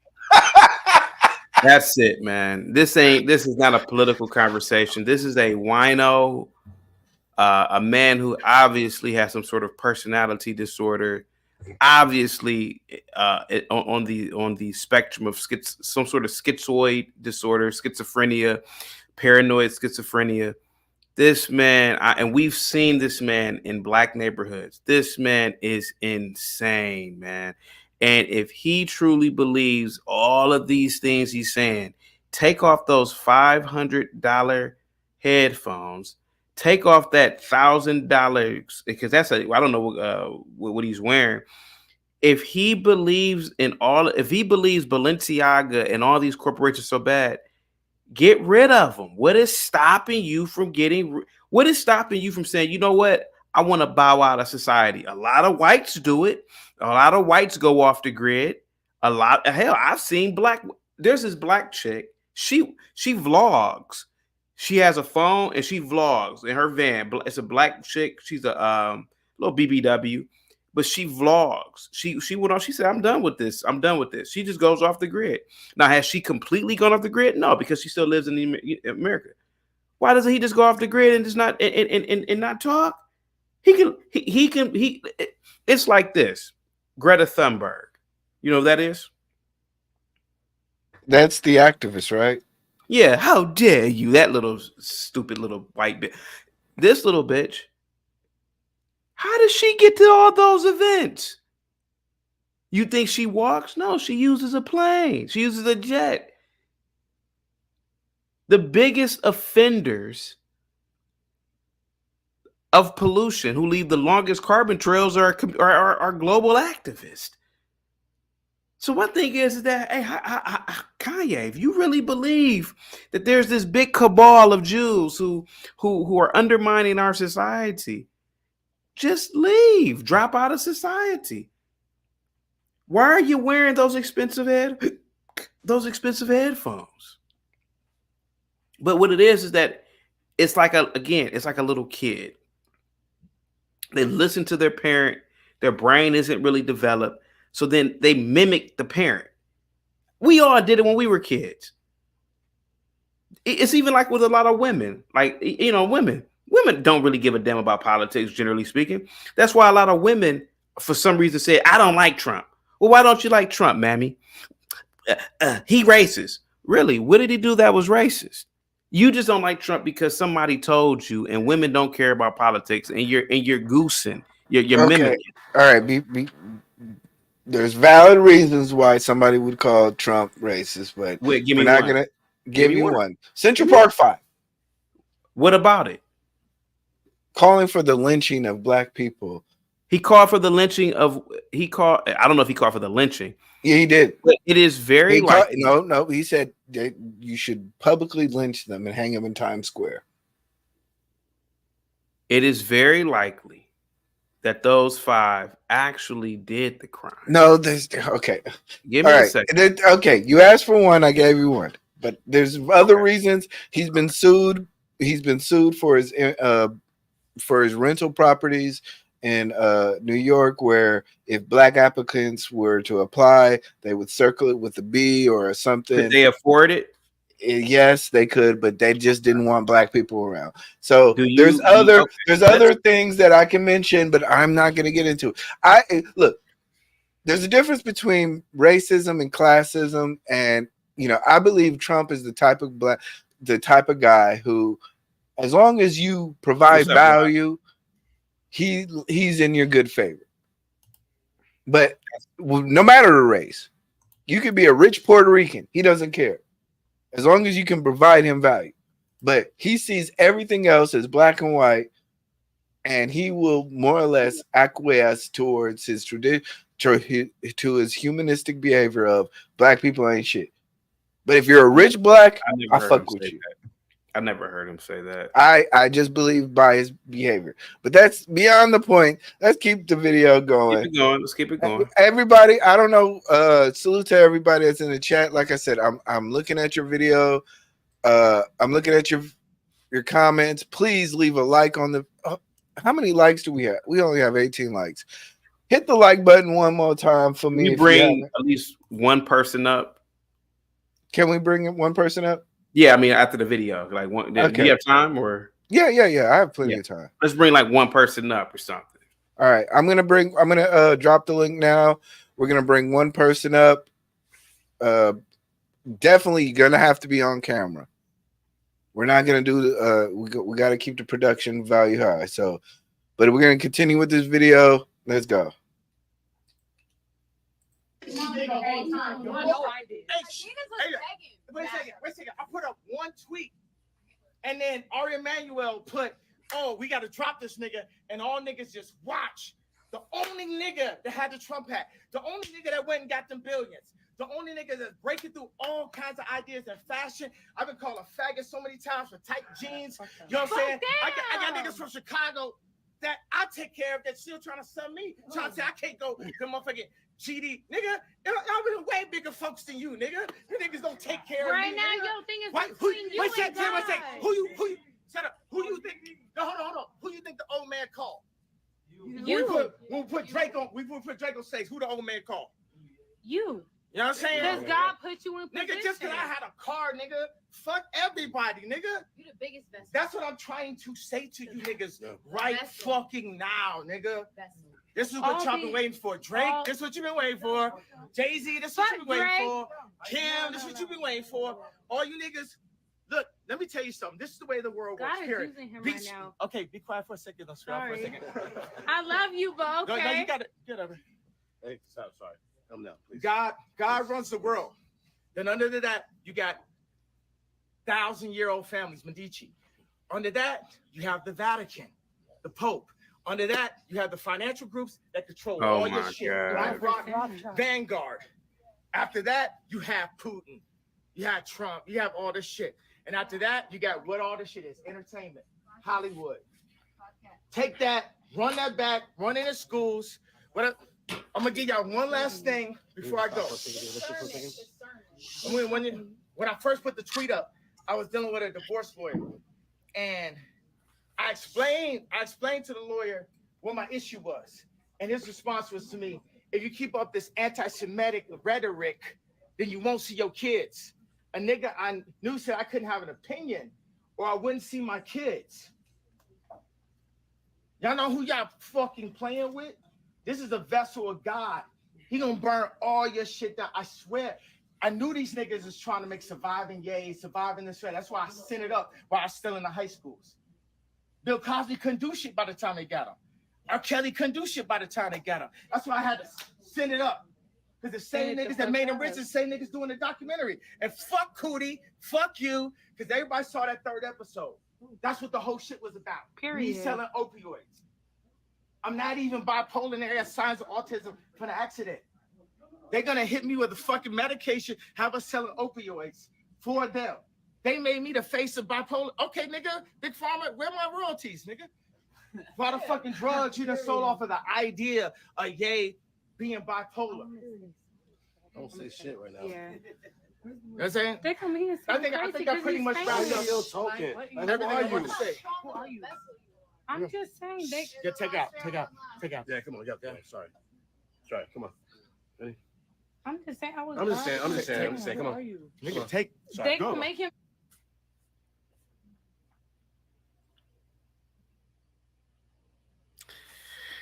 Salute to Kanye West. Salute to Kanye West. That's a motherfucking shame, eBlack. eBlack. If this nigga was working at the car wash, saying the same thing that a lot of niggas at the car wash have conversations about, you wouldn't respect a word that he said. Yeah.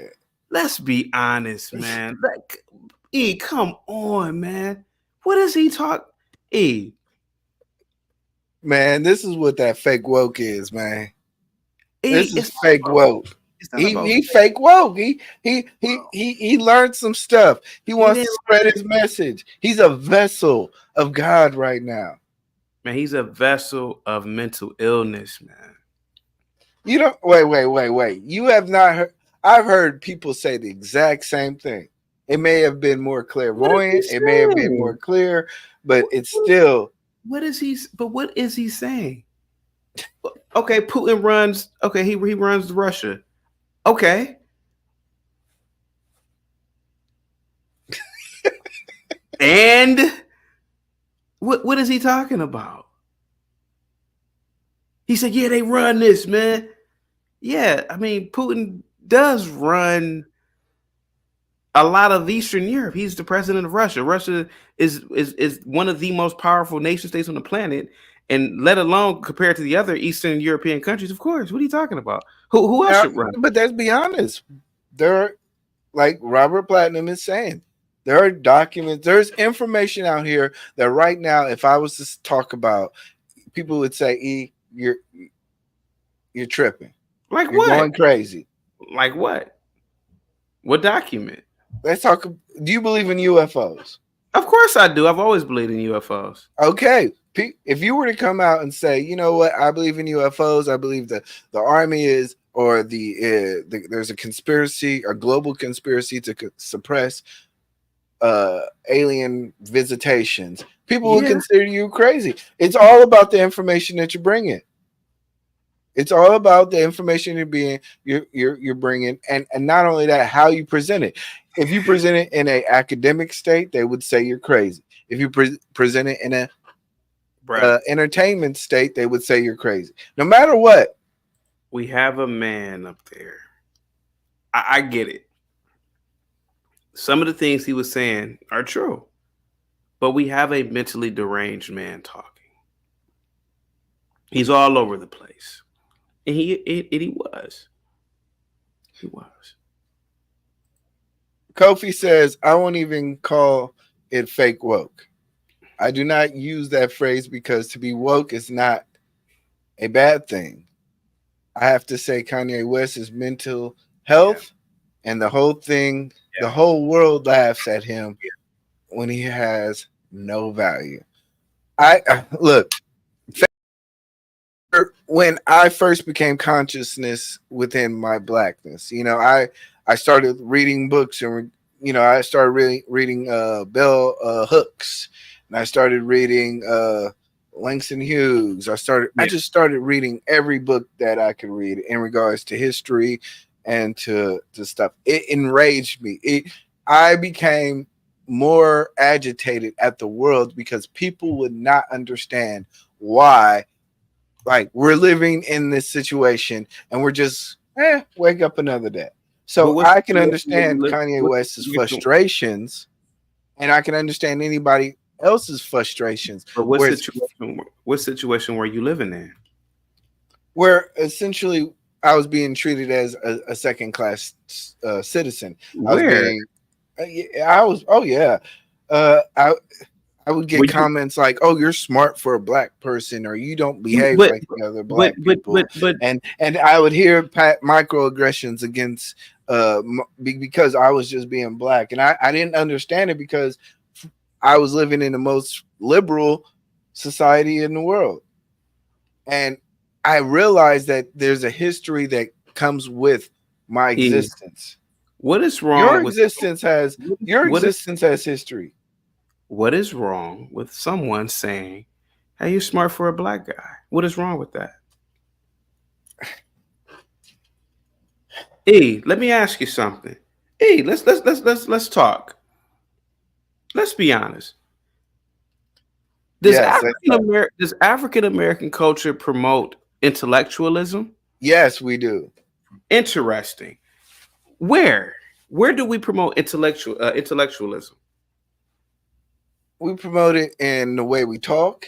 We promote it in the way that we our dance. Even our food is unique. Everything about being black has a intellectual value once it's studied. Okay. Let's use real world metrics. Let's use the tech and science sector. Let's use tech and science.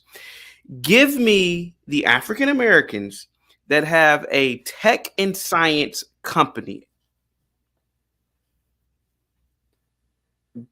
Give me the magazine that was founded by African Americans in tech and science.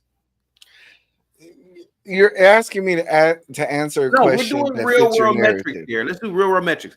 Give me bro. We as a culture, I heard niggas say this one time on a panel on YouTube. Our biggest export is rap music. I almost jumped out the damn window because that's the only thing on a nigga's mind. So of course somebody might say, "Hey man, you're smart for a black guy," because generally speaking, blacks aren't into a lot of things that you might be into. Be black. Let's be honest. There's a lot of black people that are interested into what we're interested into. Of course there are. But when you go to universities have lectures all the time. Go to a lecture. Hey, look, I don't really like Neil deGrasse Tyson anymore, but why? What Neil did? Because Neil has done what a lot of entertainers and athletes and so many people have done now. They have dibbled and dabbled in politics now. And before they didn't really speak about politics, and now it's just plain annoying. Now, Neil deGrasse Tyson came to Kent State like in 2009 or 10. I had graduated from there. I go to a lecture with my best friend. It's about 300-400 kids there. Guess how many blacks were in attendance? 30, 40, 3. Me, my friend, and a actual undergrad that went to the university. The boy walked over to us and said, "Man, I'm so glad to see y'all here, man. We ain't into that stuff. We're not, man. Like, come on, man. Like, listen, people are only saying what they see. When's the last time you went somewhere with a whole bunch of group of blacks talking about research and development, emerging technologies? Come on, man. How many? Let's even keep it real, even with YouTube. How many of these YouTube channels that are black, they are live streaming talking about science, technology, talking about? There are plenty. Name one. Just name one. Before the billions. I'm gonna go there right now. I'm gonna go there right now. Sir, you know as well as I do, black people ain't talking about nothing but relationships, some drama, and you get some Negroes talking about sports. Let's be honest, man. Blacks aren't into that stuff. No. I believe we are very much interested into that stuff. Name me a Black Fields Medal winner. You know what the Fields Medal is? No, I don't. It's the highest mathematical award you can get. A nigga ain't never won it. All right. Ain't because there ain't no black mathematicians. It's because generally speaking, the first of all, to win a Fields Medal, you have to do something exceptional in math. It's because we're not really into it, and the ones who are into it aren't really the best. But I get what you're saying, though. You know, look, sometimes, let's be honest, sometimes certain industries block out, and then especially when we talk about scholarly works, it's more or less in regards to how they fit into the academic society, which is very not. Yeah, Okay, because when I went to Kent State, it was people blocking my black ass from walking into the math building. Come on, man, stop it. You went to college, bro. You know, wasn't nobody blocking you from going into the biology building, the chemistry building. Wasn't nobody blocking you from going into the labs there. Stop, man, stop. You're too smart for this, man. Now you're sounding like Kanye. There ain't nobody blocking you from getting into the STEMs. Come on, man, stop. What's stopping you from picking up Scientific America? What's stopping you from picking up the Harvard Review? Come on, man. Ain't nobody's. You can just type the stuff in now. You can get it on. You ain't got to go to libraries or go anywhere to get it. You just go online and look at this stuff. Go to a Tesla. Anytime Tesla is doing some sort of speaking, like they did with that robot, that Tesla robot, look in the crowd. Who's in the crowd? There ain't no blacks there. Well, let's be honest. There's certain barriers that keep us from out there because, like, even What's in the my barrier? Getting in your car? hold on. Even within, like, I'm a computer programmer. There are barriers within. I have sometimes it's credentials. So it has nothing to do with aptitude. It has more to do with societal things that society builds up as barriers, and we as African Americans are not as we don't have the access. The more access we get, the more we shine. All right, and that's my belief. What is stopping Negroes from getting in their car and driving to a Tesla event? You ain't even gotta. I'm not talking about working at Tesla. I don't have the data on the manifest of the employee manifest at the top. I don't have that. But what's stopping people from even going to a speaking engagement is because niggas aren't into that. So when somebody said to you, you sound smart for a black guy, I mean, it's a little bit inappropriate to say to somebody, but come on, man. It's a little bit of truth in that. It's a little bit of truth in that. No. It's called cultural bias. People are culturally biased and they don't believe that us as African Americans can have the aptitude in society to every unique African is a unique black person. They don't understand there's more like us. Then why are we not in shipping and logistics? Why are we not? We have black people who are in shipping and logistics. Come on. Name me the shipping and logistics firm. Name me a black company that's on the same scale as Macerk. That's not fair. I'm asking you because we're not into that stuff. You could barely get a nigga to a drive to another city, let alone cross the ocean in a cargo ship. There is a huge black population that is into transportation. Name it. I'm not in that field, so brother. All I'm saying. Okay, all right, chaotic. Look, we're gonna wrap it up there.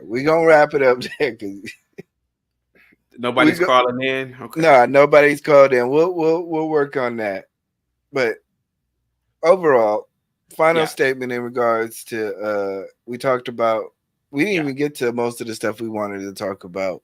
Like what? The other. What was the other topic? We wanted to talk in regards to. Let me see. The Biden impeachment. Biden has been impeached by Congress. He hasn't been impeached. It's a impeachment. Congress, the Republicans have opened up an impeachment inquiry. Yes. So basically, this inquiry is the initial stages of investigation to see if there were some sort of misappropriations in terms of like pay for play, like his son with him getting on the board. Hold on, pull up. Yeah. So it's he's not getting impeached. It's just an inquiry. So just well, that's the whole point. That's the whole point. Congress does the inquiry, and then Senate is supposed to do the actual trial. Okay. So it's not going to happen.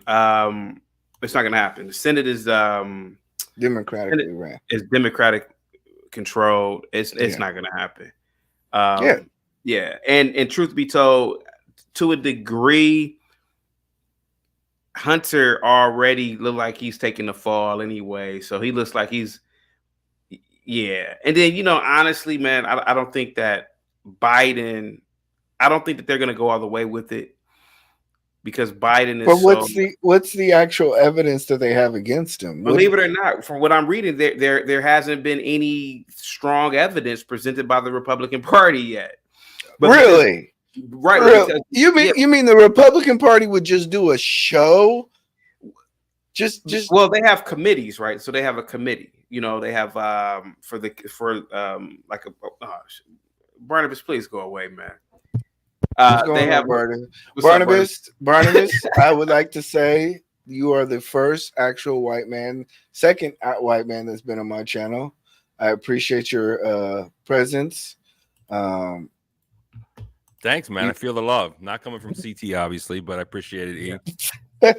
I think you're a great broadcaster. You got a great voice, a great cadence of your voice. Of course, I disagree with probably 90% of everything you say.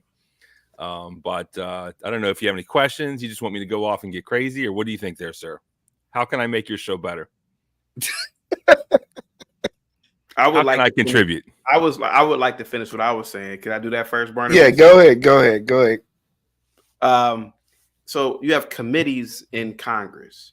Yeah. And you have, for example, environmental committee, committee on infrastructure, yada, yada, yada. So this committee is on like ethics. And, so basically they gather information. This committee I haven't even looked it up, but it might be Republican controlled. It might be more Republicans in this committee. And, they can use the argument about Burisma. Like, how did he get on Burisma? Why did Biden request that the Ukrainian president, I'm sorry, not president, but this Ukrainian prosecutor be fired? You mean before he was president?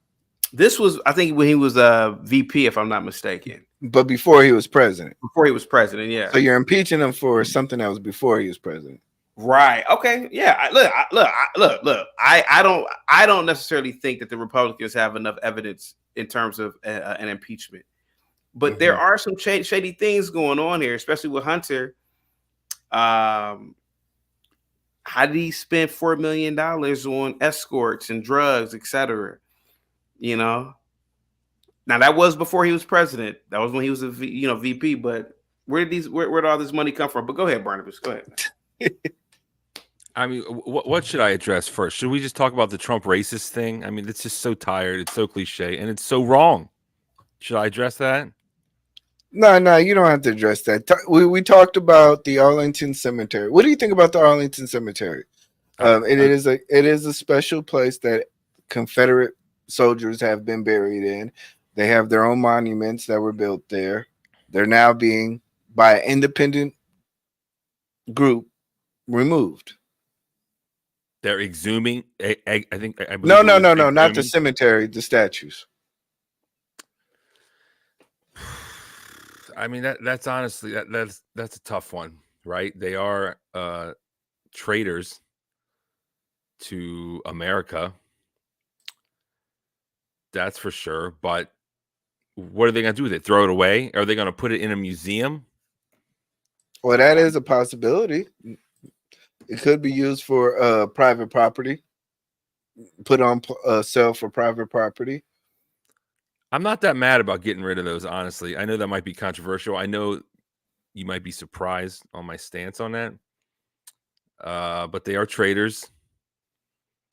And it's kind of odd they would put that up there. I know if there was a statue of someone that looked like CT that was kind of fighting to keep my people enslaved, I certainly would not like that statue personally. And now we brought up the point. Now we brought up the point of let's say Genghis Khan. He has his own statue. It's vast and big. Pause. Do you think this statue should be taken down for all the atrocities he's presented in the history of mankind? I don't know where that is. I don't live in that area. It's kind of rough for me to say. I mean, these are good questions. These are good questions. So should we just leave all statues up? Why don't we talk about someone more current, like Napoleon? Why is Napoleon not compared to Hitler all the time? I already talked about him, but good question. Yep, I talked about him. Yep. I missed that. Sorry. He was a short, egotistical maniac, killing millions of people through bullets, starvation, war, rape, burning food, all across Europe. And now they just drop another movie on him. Napoleon was such a great commander. Why does he not have the same reputation as Hitler? I don't know. He seems like a maniac to me. So what statues should stay and what should go? It's just the will of the people in the current climate. And I'm sure, as you well know, eBlack, I believe a lot of those statues didn't go up right after 1865, 1866. I believe it was around like 1910, 1914. 1914, which was, what is that, 35, 40 years after the fact? Mm-hmm. So that's kind of interesting. Whatever the will of the people is the will of the people. Maybe in 50 years, they'll bring them back. That's just what it is. If that's what people want, that's what we should do. We can change our minds. We're America. And that's what happens. Yeah, I think we kind of or at least I came to consensus it's in regards to, because CT brought up Rome. Well, essentially, Rome was in power for so long that it encapsulated all of history and culture that they then become artifacts. The Confederacy was basically created for maybe 20, 25 years. So the history and context and the engulfment of the, say, historical context of the Confederacy is very short. So the people who then became in power have the right to actually say, you know what, we can take it away, even though they may be considered art to certain people, but because that art hasn't lasted so long, they then become overpowered. Much like how we look at, say, the pyramids, which were created by Jewish slaves, right? Or better tear them down. Better tear them down. Yeah. So but because Egypt and its dynasty ran for tens of thousands of years, it encompasses all power structure prior in history. So I think that's what's going on here. You can even the Hitler statues in Germany, where Germans are basically erasing their history because Hitler and the German power structure, or that type of power structure, was for such a short period. It's easy for the new power structure to actually say, we're going to take away these remnants of our history. Well, let's be honest. After the Nuremberg trials, which were a total scam, a total kangaroo court, let's charge a 14-year-old SS guard, 14, because he one time cooked a cheeseburger for somebody. Let's hang him from a noose because he's committing war crimes. Meanwhile, America's dropping nuclear bombs on Japanese cities. They firebomb the whole country. We're just blowing up and killing and raping people all over the place. To the victor goes the spoils. Germany, a once great nation, got its butt handed to it by the entire world. And they didn't write the new rules. Who do you think wrote them? Them? No. America wrote it. And in the East Germany, it was Russia wrote the rules. So they didn't even have these rules. They've been cucked. Let's not forget, all their women were raped, especially by the Russians and probably by the Americans too. There's something about war brings out the worst in people. And all the generations of men were killed. And any soldiers that were prisoners of war, they stayed 20 years in Russia, the ones that got captured on the East. So all their men were gone. All their women were impregnated with other people's seed, right? It's insane, but it's true. It's true. And then all their rules were written by the victors. So they're just kind of a lost cause. Good luck to Germany. But what was I going to say? How would you feel about if they exhumed all of the Confederate soldiers and somehow got a government plot where they could put them all and lay to rest somewhere in Georgia or Tennessee? No, I think that's exactly where they're at. Where they're at right now is a government plot. It is a specialized area for the Confederacy. So I have no problem with that. I have no problem with the I do. What, that whole area is just Confederates and Confederate statues? I'm not familiar with it. I didn't see the whole show. Yeah, let me. What do you want to Arlington. do with it? Leave it? Take it down. You know what's interesting? Okay, where I live right now in Texas, this is how petty white folks are. This is how petty white folks are. I'm sorry. Here you go. Okay. We have use your privilege card. Bring the racism. It's okay when you do it. I'm ready. we have a street called Martin Luther King Boulevard, right? It's in a small town. They named the street Martin Luther King Boulevard. The Confederate people at the freeway and Martin Luther King, like at the intersection of Martin Luther King and the freeway, they put a Confederate monument right there. So as you pass the freeway, you're looking at Martin Luther King Drive and the Confederate monument, and it's privately owned. And I have no problem with it. But I'm just saying that's some petty stuff. They did that on purpose. How do you know that? You don't know that. Oh, trust me, I know. You know? Oh, you know my people? Okay. I know petty. I know petty. I know petty when I see petty. Maybe. I know petty when I see. Why does that bother you as a black man? Like, it takes one to know one, I guess. Because the pettiness is within you. You know what yes, I'm saying? I am very you got like petty. a petty radar. No, seriously. Why do you think that's petty? I want to hear this one. Why do you think that's petty? I think it's petty because it's basically knowing out of all parts of the city that they could have put it in, they put it specifically there because, there's some remnants that wants to say that if they would have won, life would have been better. But how do you not know that the slaveholding states eventually would have abolished slavery? I mean, how do you not know that? They would have 100%. Come on. You said they would. Would you say, Barnabas? Of course they would have. Of course they would. Yeah, because this just went real quickly. This is the Confederate monument here. Oh, and it's right here is the Washington Monument. The Lincoln Memorial is right there. So right across that bridge, when you come into it, the Confederate monument is right here. The Robert E. Lee Memorial is right here. So in regards to the whole state of, it is, of course, on the southern part of the United States of Washington, D.C. So I don't know how are all the people buried there Confederates? I would guess so. I would guess so. I mean, a lot of people died. More people died in the Civil War than all other American deaths in all wars combined. Could you imagine? In the 1860s? It was 500,000. Yeah. I don't know where I stand, honestly. I mean, but you know what? This is tough. This is really tough. I need someone smarter than me to figure this out. I'm still confused here, E, because my problem is, and are you still in Texas, by the way? Yes. Texas annexed. Texas was its own country. Yes. Up until 1796, if I'm not mistaken, and for like 3 or 4 years. Maybe. And for the most part, Texas was either under French or Spanish rule at one point, if I'm not mistaken. I think it was Spanish.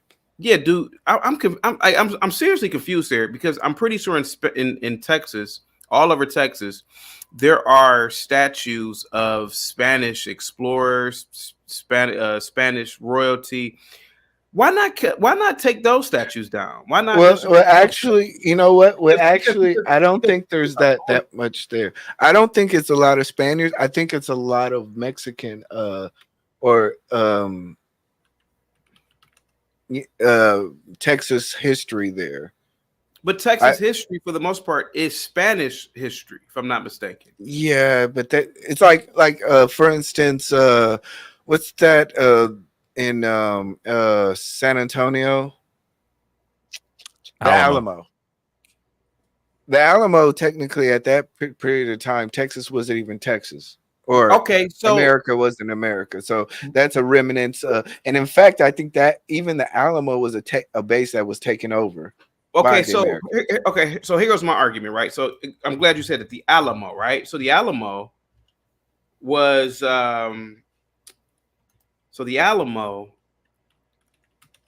built. I'm looking it up right now, right? Where is it at? When was the Alamo built? And it's a tourist trap, just in case y'all want to know. It's a Okay, big so the Alamo was built. Oh, okay. It was established in 1718, right? Yes. So before Okay. So anything, it was a here taken goes over my base. here goes my argument, right? Here goes my argument. Let's use African Americans, right? That were enslaved there. If I'm not mistaken, many African Americans were actually purchased from the southern states, and they were transferred over into Texas, if I'm not mistaken. Isn't it logical to assume that the African American or the descendant, you technically, shouldn't you be more angry and upset with the Spanish than the Confederates? Because, like you said, the Confederacy only existed for a few years. So why be upset with them? They only exist. The actual Confederate States only existed for a few years, when the Spanish have been there since the 15th or the 16th century. So we're talking about hundreds of years of slavery. It doesn't make any sense to me why people are so upset with the Confederate Army, because the Confederacy, like you said earlier, and now I'm just thinking about it, only existed for a couple of years. While go ahead. You're on mute, sir. No. What I think it is that when you talk about accountability, you have to start with your parents first. You have to start with the first level first. So if you're living in society, you have to start with your local government and then move on up before you get to the national stage. You can't go to the national stage and say, "Hey, we need reparations or accountability from people who essentially you're not going to get any backing from your local government either." So it's just a process. You're no offense, man. You're word salad. It's a word salad, and I rock with you, and I'm gonna always tell you the truth. No. You can't.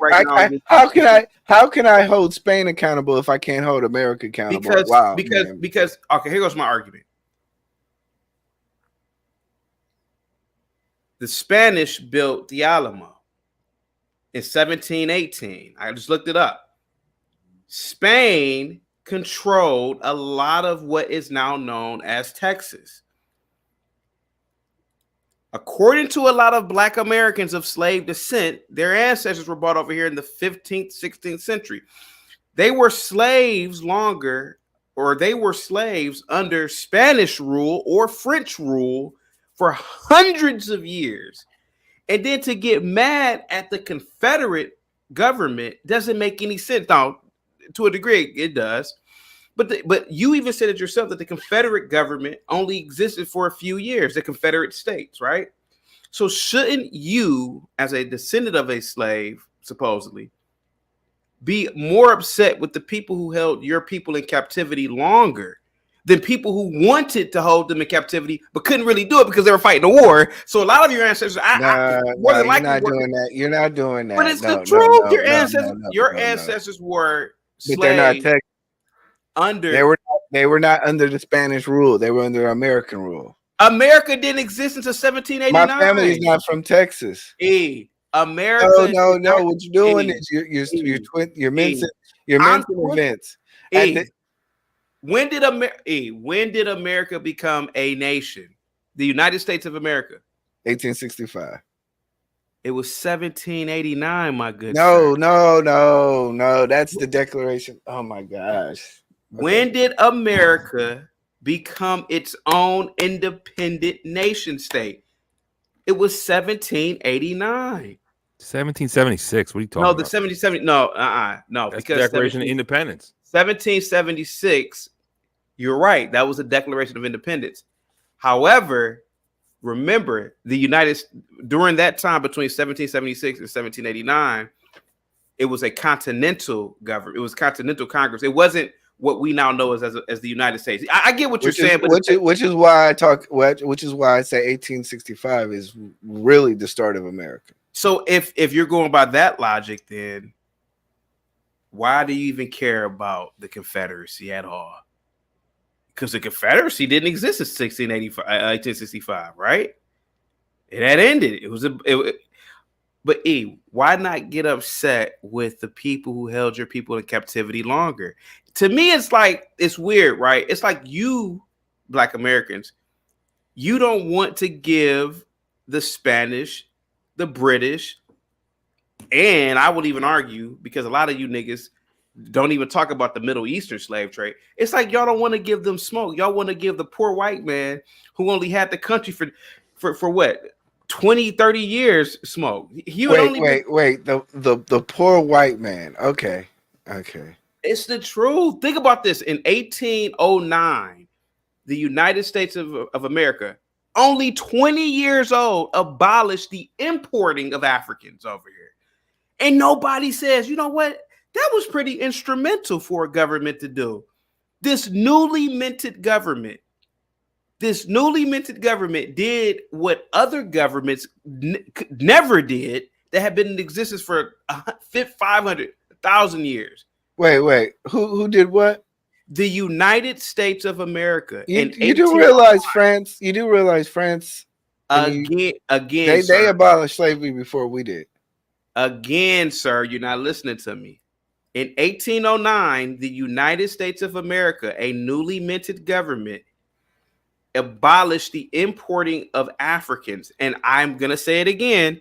That was unique because this government was new and figured, hey, man, this might not be the best thing to do here.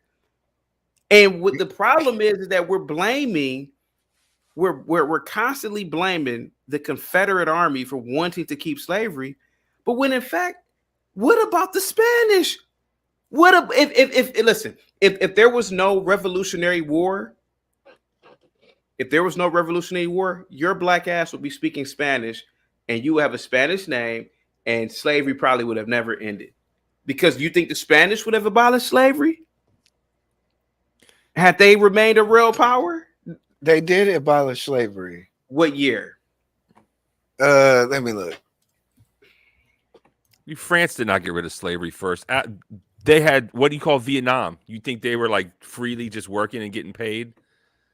France got beat up in World War II. Spanish After World War II, French was like, we want our colonies back. We need our Vietnamese people to do our work for us for free. Come on. They didn't get 1867. You know why they did it in 1867, sir? Because America, the United States government, had become powerful. I'm telling you, if there was no Revolutionary War, you can argue that Spain would have still had a heavy influence on global trade, global society, and kept slavery. I'm telling you, black people, you have and I would even bet with this whole Confederate statue thing, it's really whites who are tearing down the statues. But it's weird, man. It is weird how Black Americans and Antifa and all these white organizations, they have this anger towards America. And America was only, 80 years old when it abolished slavery. It was a new country. So wait. Did Spain have to have a civil war to actually abolish slavery? What are you talking about? Did they have to fight each other to abolish it, or they did it because of moral right? They did it because, again, sir, they had no other choice. Their influence on a global scale was waning. Let's be honest. They were probably bankrupt. It was probably more internal. No, they didn't have to go through a war, but had their influence remained the same, they would have still had slavery. All right. So Barnabas, what say you in regards to the removal of statutes? I mean, we just talked about it, and it's so tough. I really cannot pass judgment. I don't know what to do. What should we do with people who died for what they thought was going to be 50% of America or whatever they were fighting for, and they were Americans? We forgave the soldiers who fought, incorporated them on Reconstruction. So where should Confederates go to worship their dead? Where should the what is it called? The Daughters of the Confederacy, Daughters of the Confederate Army or something. It's a whole I agree. I don't know what to do. I feel like I think it should go. Maybe there should be one place where you can put them all. I guess. Right. I think it should go to private property. Wherever you want to put it, just making sure it's private, because I don't think the government should be having mammies clutch clutching white babies given to Confederate soldiers, and let's just be honest, this is wild. People were just born into this. Yeah. What would you do if you were born into that, if you were white and it was just normal? It's not your fault. You're just born into it. Does that make them just guilty? That's just the system they're born into, just like the system you're born into. But I do believe in correction, though. I believe we should be able to correct. So that's I mean, I understand, like, right now there are probably events right now where in the future they'll say people in our time believed a certain way, even though right now we didn't believe in it. I remember even when 9/11 happened, the videos they're doing right now in regards to 9/11 do not reflect the scared mindset, the outrage, the confusion in regards to how people felt. Like it's totally swayed based on a lot of different things. So history will tell, and it's up to us to really kind of push the narrative and to write things down and to show what we believe. That's my opinion. But you skirted around it and you gave a cowardly answer. Yes, I did. Of course I did. Of course, this is America. Of course, we can put anything we want on our own property.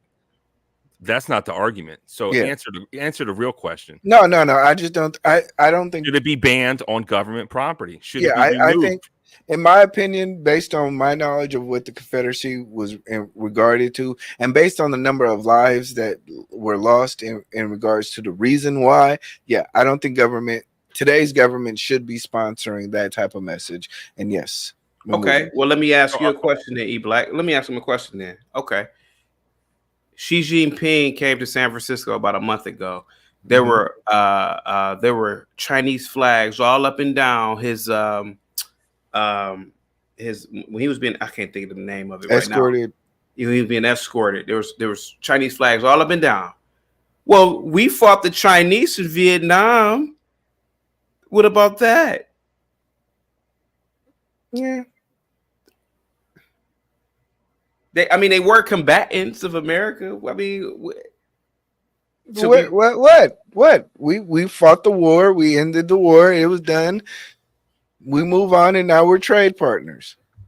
Right. Well, all I'm saying is that I believe that the Confederacy is a part of history, and desecrating their flag, at one point they were enemy combatants, obviously, but desecrating the flag and no, it was Vietnam too. Yeah, it was Vietnam. The Chinese were combatants as well. I'm willing. I think they were combatants, if I'm not mistaken. Yeah, China were combatants between 1965 and 1969. They for damn sure fought alongside the Viet Cong or whoever they. Yeah, they did. I'm telling you, I'm looking at it right now. They fought alongside the Viet Cong and the PRG. I'm looking at it. I know I'm not crazy. China's military supported North Vietnam by fighting South Vietnam and the United States in the Vietnam War. Yeah, I'm not an expert on war, but I know for a fact America has engaged in. I don't know why people forget that America has engaged with China in warfare. But what I'm saying is that we don't. Oh man, come on, Xi Jinping. You guys can fly your flag over here. That's perfectly fine. But God forbid you see a Confederate flag by some hillbilly riding around the truck. We can't do that. But the Chinese, that's cool that their flags come over here. But that's just me. I don't know why I never knew that. I'm going to read about that. That's interesting. Yeah. Well, I mean, I think it's like the war right now in Ukraine. I think we're basically giving the guns to the Ukraine, like we're damn near funding the war against Russia right now. It's a proxy war. Vietnam was a proxy war. There's a lot of proxy wars that have happened. So, all I'm saying, the sources you have can of truth, you must cite. Come on, man. All I'm saying is this. The Confederacy is a part of American history. The Confederacy, yes, they were Traders, I'll agree with Barnabas on that. However, you got to look at it from a standpoint of economics. Slavery was the number one source of it was the number one economical source in the country. Had they ended it immediately, imagine the devastation it would have caused to the country's industries. I'm sorry, it's just the honest to God's truth.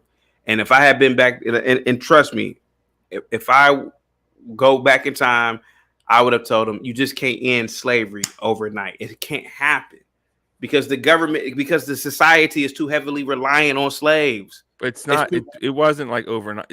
You don't act like one day they just woke up and said, you know what, let's change our mind. It was like a slow burn. That's you know, what like I'm saying here. John right. Brown came way before the war popped off, and all these other abolitionists, Uncle Tom's Cabin, and the book and all that crap came out. But I don't know. Why couldn't you just pay him a couple dollars or so? I don't know. Like, but that's the thing. Plantations rich. Can't you just pay him and avoid war? Honestly, but that's wait. Time out. The slaves were getting paid. Barnabas, look at history. No, yes, they were. They even said it. I bought myself. How many slaves? Hold on for a second. How many times growing up did you hear about a slave that was able to buy themselves out of slavery? How could they do it if they weren't getting paid? That's a good point, man. They were getting paid. You're right. It's uncomfortable to think of, but there's only one way. But even if you read about it, I've read it, and I don't have the sources with me right now because it's a lot of information. There are sources that say that the slaves were getting a certain amount of money per month, just like in Congo. Those little black boys and girls aren't actual slaves in the sense that they're just doing it. They're forced to do it. They're getting like, $1 here, $2 there, and maybe $1 a month. But they're still getting some sort of compensation. But I know it's hard to believe this, man. But just do your own research on it, man. Okay. There may have been instances of it, but let's be honest about the overall arching ideology of slavery. Let's just stop with yes, maybe a black person got freed because of a sympathizing white person, but that doesn't reflect on the entire system of slavery. So I understand your point, but it's we're not going to minimalize slavery as if it was some temp job. Let me say something that's going to get you upset. Go ahead. Today. I'm going to get canceled for this, but here goes. Right? Go ahead. I hate that I have to preface this, but I will just preface this. Slavery is bad all throughout the course of global history since the dawn of time. It is a bad thing. I am against it. What happened to slaves all over the world is horrible. It's wrong. I'm not for it. That being said, don't you sometimes wonder what the poor white trash living conditions were like? Just kind of working off their own land with no security net, with they couldn't afford a doctor. If a slave got sick, the doctor's coming. They got a house, they got food, but like the poor homesteaders starving to death. You never heard these people eating themselves? Nigga, please. Barnabas, do not attach any association of this to me whatsoever. I have nothing to do with such idiocy, such blasphemy, such ridiculous nonsense. Barnabas, let me answer for you, please. But there's people like history that look like Barnabas, me, starving to death. Barnabas, they had nowhere to go. They ate each other. They were cannibals. They starved to death. They failed so hard. You are wasting your time talking to eBlack about this. No other people on the planet have gone through genocide, oppression, subjugation other than blacks. E does not comprehend what you are saying, sir. Only a black like me does. I know what you are talking about. He doesn't understand that slaves were a valuable asset. Yeah. He doesn't understand that. Yes, you are correct. Slaves had a safety net in terms of healthcare, food, etc., because they had to work because there had to be product coming out of that plantation. But a poor white, which represented a lot of the population, they didn't have those safety nets. And I've seen pictures of poor whites in the 1800s. And you talk about destitution, eBlack. Let me ask you a question. We hear about all these famous white people in history, right? Like John D. Rockefeller, right? You heard about John D. Rockefeller? Yes. What if I told you that John D. Rockefeller had it worse? He grew up worse than some slaves in chattel slavery. You didn't know that, did you? Nigga, please. A lot of these wealthy industrialists, sir, were poor white trash. John D. Rockefeller grew up in a 1-bedroom shack. He lived in poverty. A lot of people don't know that. They say, oh, it was generational wealth. No, it wasn't. He just worked hard when he got older and got the right connections. But sir, I'm telling you, Barnabas is right, man. Look it up. Look, it's history. It's their history. Look it up. What do you think houses? Look at my last comment there. Pull that up. I dare you. Compare and contrast. I dare you. I dare you. What do you think is better? Be honest. Be honest. Okay, Barnabas. I'm being honest. Gee, that is true, but yeah. Are we seriously it's uncomfortable? It's uncomfortable. Why not? I mean, mud huts existed at that time, and slave houses existed. Look it up. What would you rather live in? them homesteaders, they're getting scalped, they're getting blown up, they got no food, they're starving to death. You never heard of that? What's that something trail? They all have to eat each other. The Oregon Trail. Oh no, but there's a specific part of it where these people are always dying, always getting torn limb from limb by the savage natives, whatever you want to call them. They were savages. Let me not get in any more trouble. I know I'm canceled after this one, but no, you're not canceled. It's something to think about. It's something. No, you know what? No.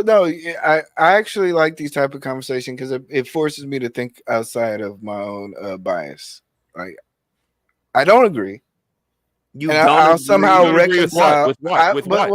Wait. I will somehow reconcile with why I don't agree. But at least I respect the opinion because it's not coming from a disrespectful manner. It's not to gloat about certain things. Like, yeah, you might be right. Think about comparing a outhouse to a mud hut. Which would you rather have? That is a very. They never lived in outhouses. Okay, what do you think poor white people lived in? Honestly. Like nothing. They lived in a covered wagon, a piece of canvas on top of them. Can I they ask lived in a teepee, maybe. Can I ask they had to build a log cabin. It ain't no better. It's not any better. Sure, go ahead. Okay. Let's take it 100 years into the future, right? Mm-hmm. From slavery into the 70s. Are you familiar with Henry Kissinger? No. Henry Kissinger was the Secretary of in the late 60s, early 70s under Lyndon Johnson. Secretary of State. Henry Kissinger is responsible for the deaths of, and it's estimated, over 1 million Cambodians. Okay. He was responsible for bombing Cambodia into the Stone Age for the most part. And literally, the military was indiscriminately bombing civilian areas. Would you say that is worse than chattel slavery, or chattel slavery is worse than those bombings? No, chattel slavery is worse. Okay. The death of the immediate death of a person is probably more forgiving than the enslavement of an individual. Okay, and that can be argued. I guess that can be argued from a logical sense. I mean, you know, they don't have to. I guess a slave technically would have to endure psychological trauma, you know, all types of brutality, seeing family members, I don't know, beat, if that were the case. But what if a lot of slaves were actually treated good though? I mean, every bad job, every job, you know, think about a McDonald's job, right? I mean, let's be honest. Some of those jobs were fun when we were kids. I remember working at McDonald's. I was having fun. But somebody may say, oh, it was horrible working at McDonald's. Because you were a child, and that's nostalgia. Well, weren't there... maybe so, but weren't there children who were? Think about it, man. You're in the sun. You're in the sun. Was it really that bad? on a lot of these places.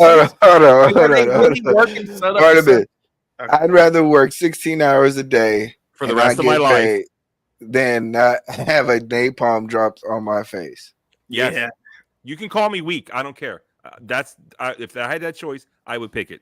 I Really? promise you. You Really? call me weak. I don't care. Emasculate me. Call me up. Well, I don't know if you can cuss on here. Okay. It's fine. All right. You know what? I'm not trying to get blown up. That's- I'm not trying to get my people's land That is a very poisoned interesting with question. Agent Orange to the point where to this day the people are coming with the messed up fingers coming out. It's still going on to this day. Really? In Cambodia? In Vietnam, look at the Agent Orange hand. Just type it in; it probably comes up. Jesus. I don't know what they call it. Okay, I'm gonna put a poll out. What would you choose? Instant It's death? not instant. Getting burned alive in jelly gasoline. Getting covered in gasoline and burned alive. Napalm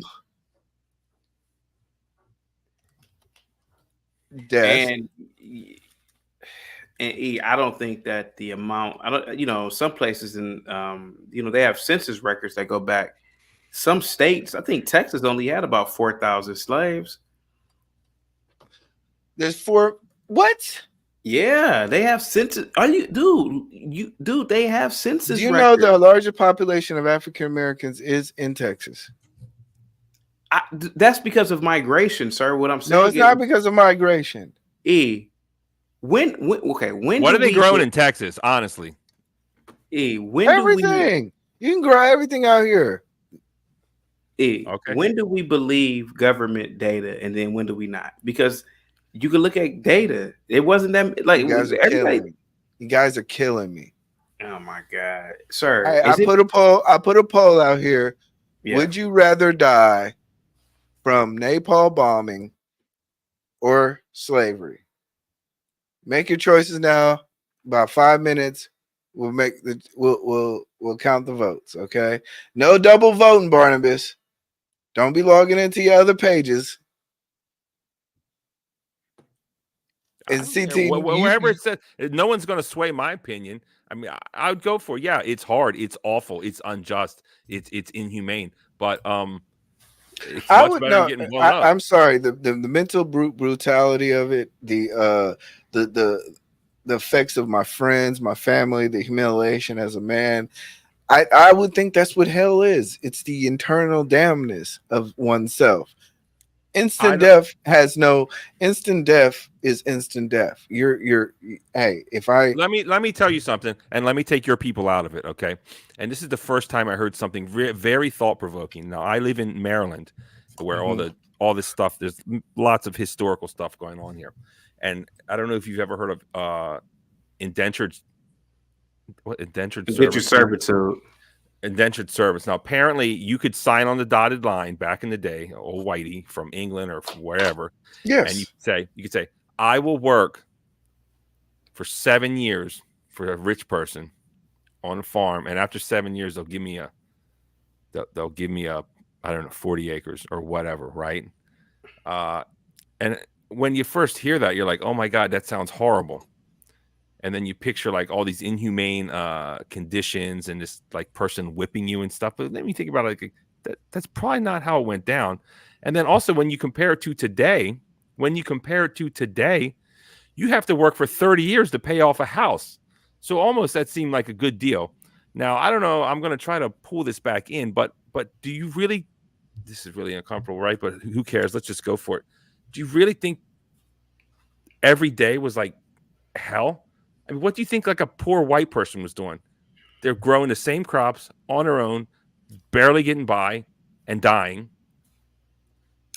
Do you think everyday people are getting beat and whipped and raped like every day? Barnabas, he doesn't believe you, man. I can't believe, like, did horrible things happen? Yes. Was it wrong? Absolutely. But Barnabas, napalm is awful. You're wasting your time. I went to school with Negroes like E. He does not believe you. He does not believe that this happened. I'm telling you. I know it happened because logic tells me it happened. Just the numbers itself tell me it happened.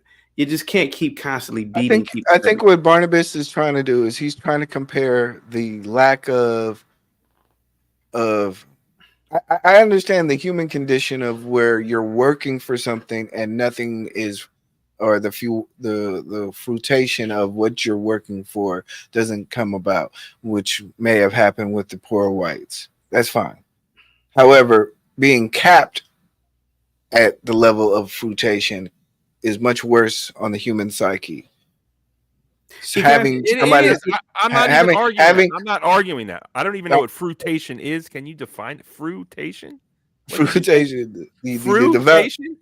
E, Can you can I type? ask you I've a never heard of question? this word. Is it plausible to believe? Just hear me out, E.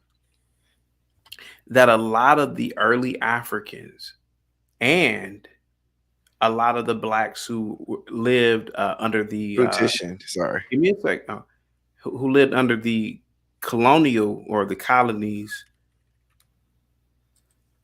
readily accepted slavery or their condition. Just hear me out. E, look at black people now.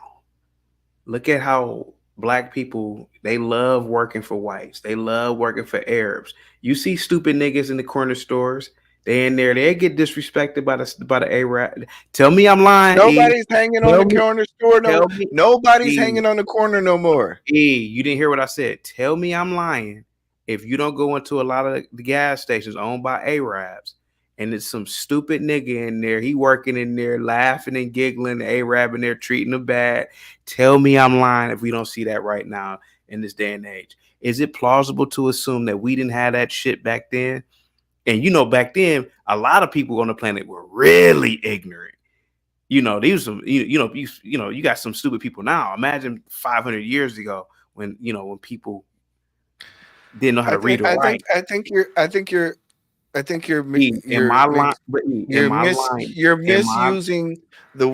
misusing the terms. Like, okay, are there black? Okay, look, in the human experience, there are lazy people. There are people who are less than. There are people who are lame.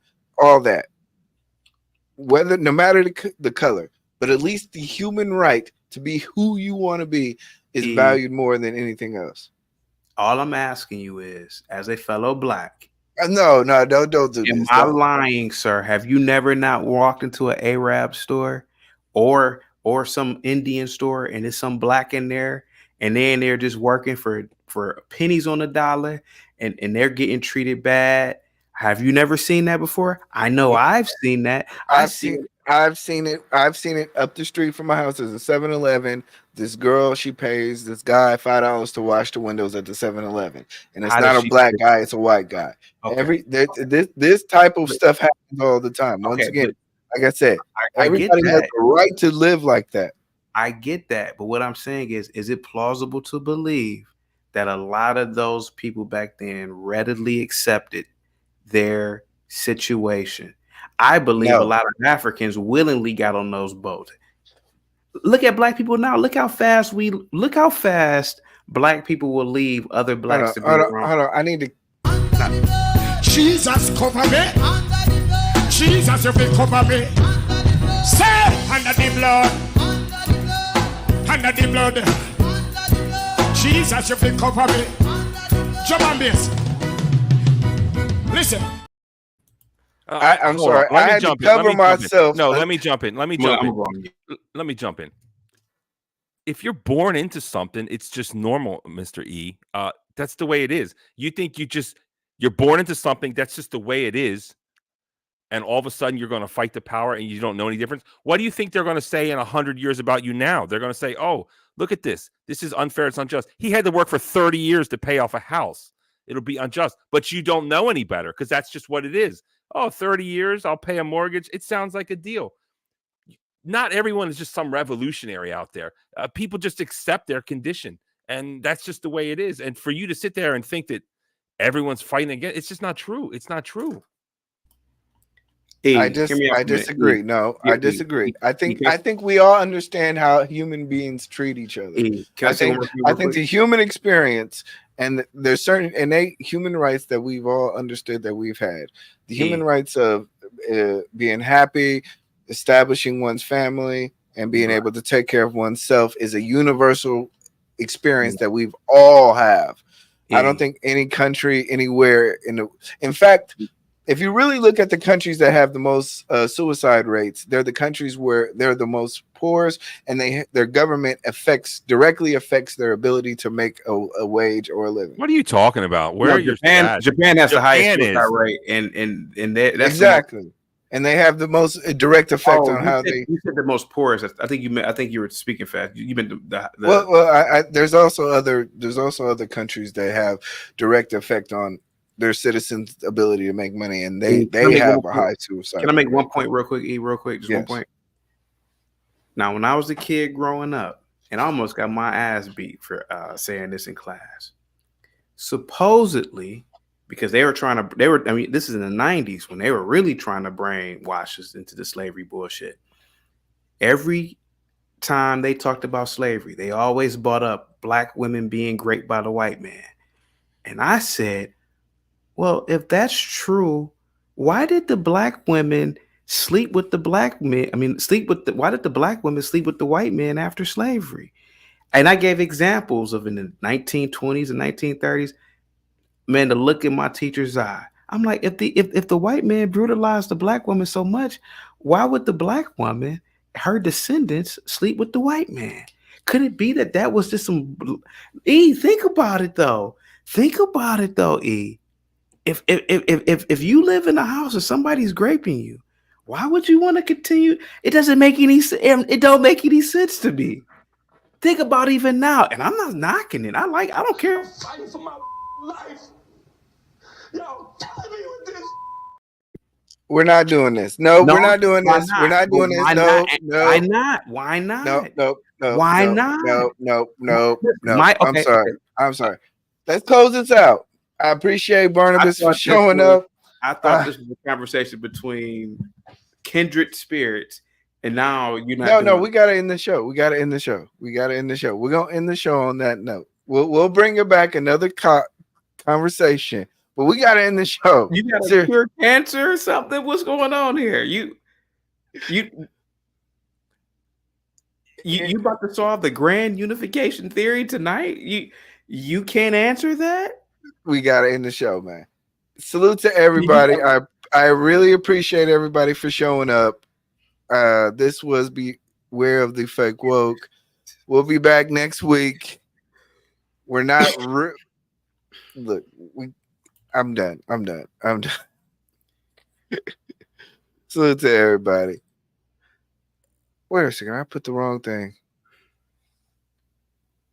All right, salute to everybody.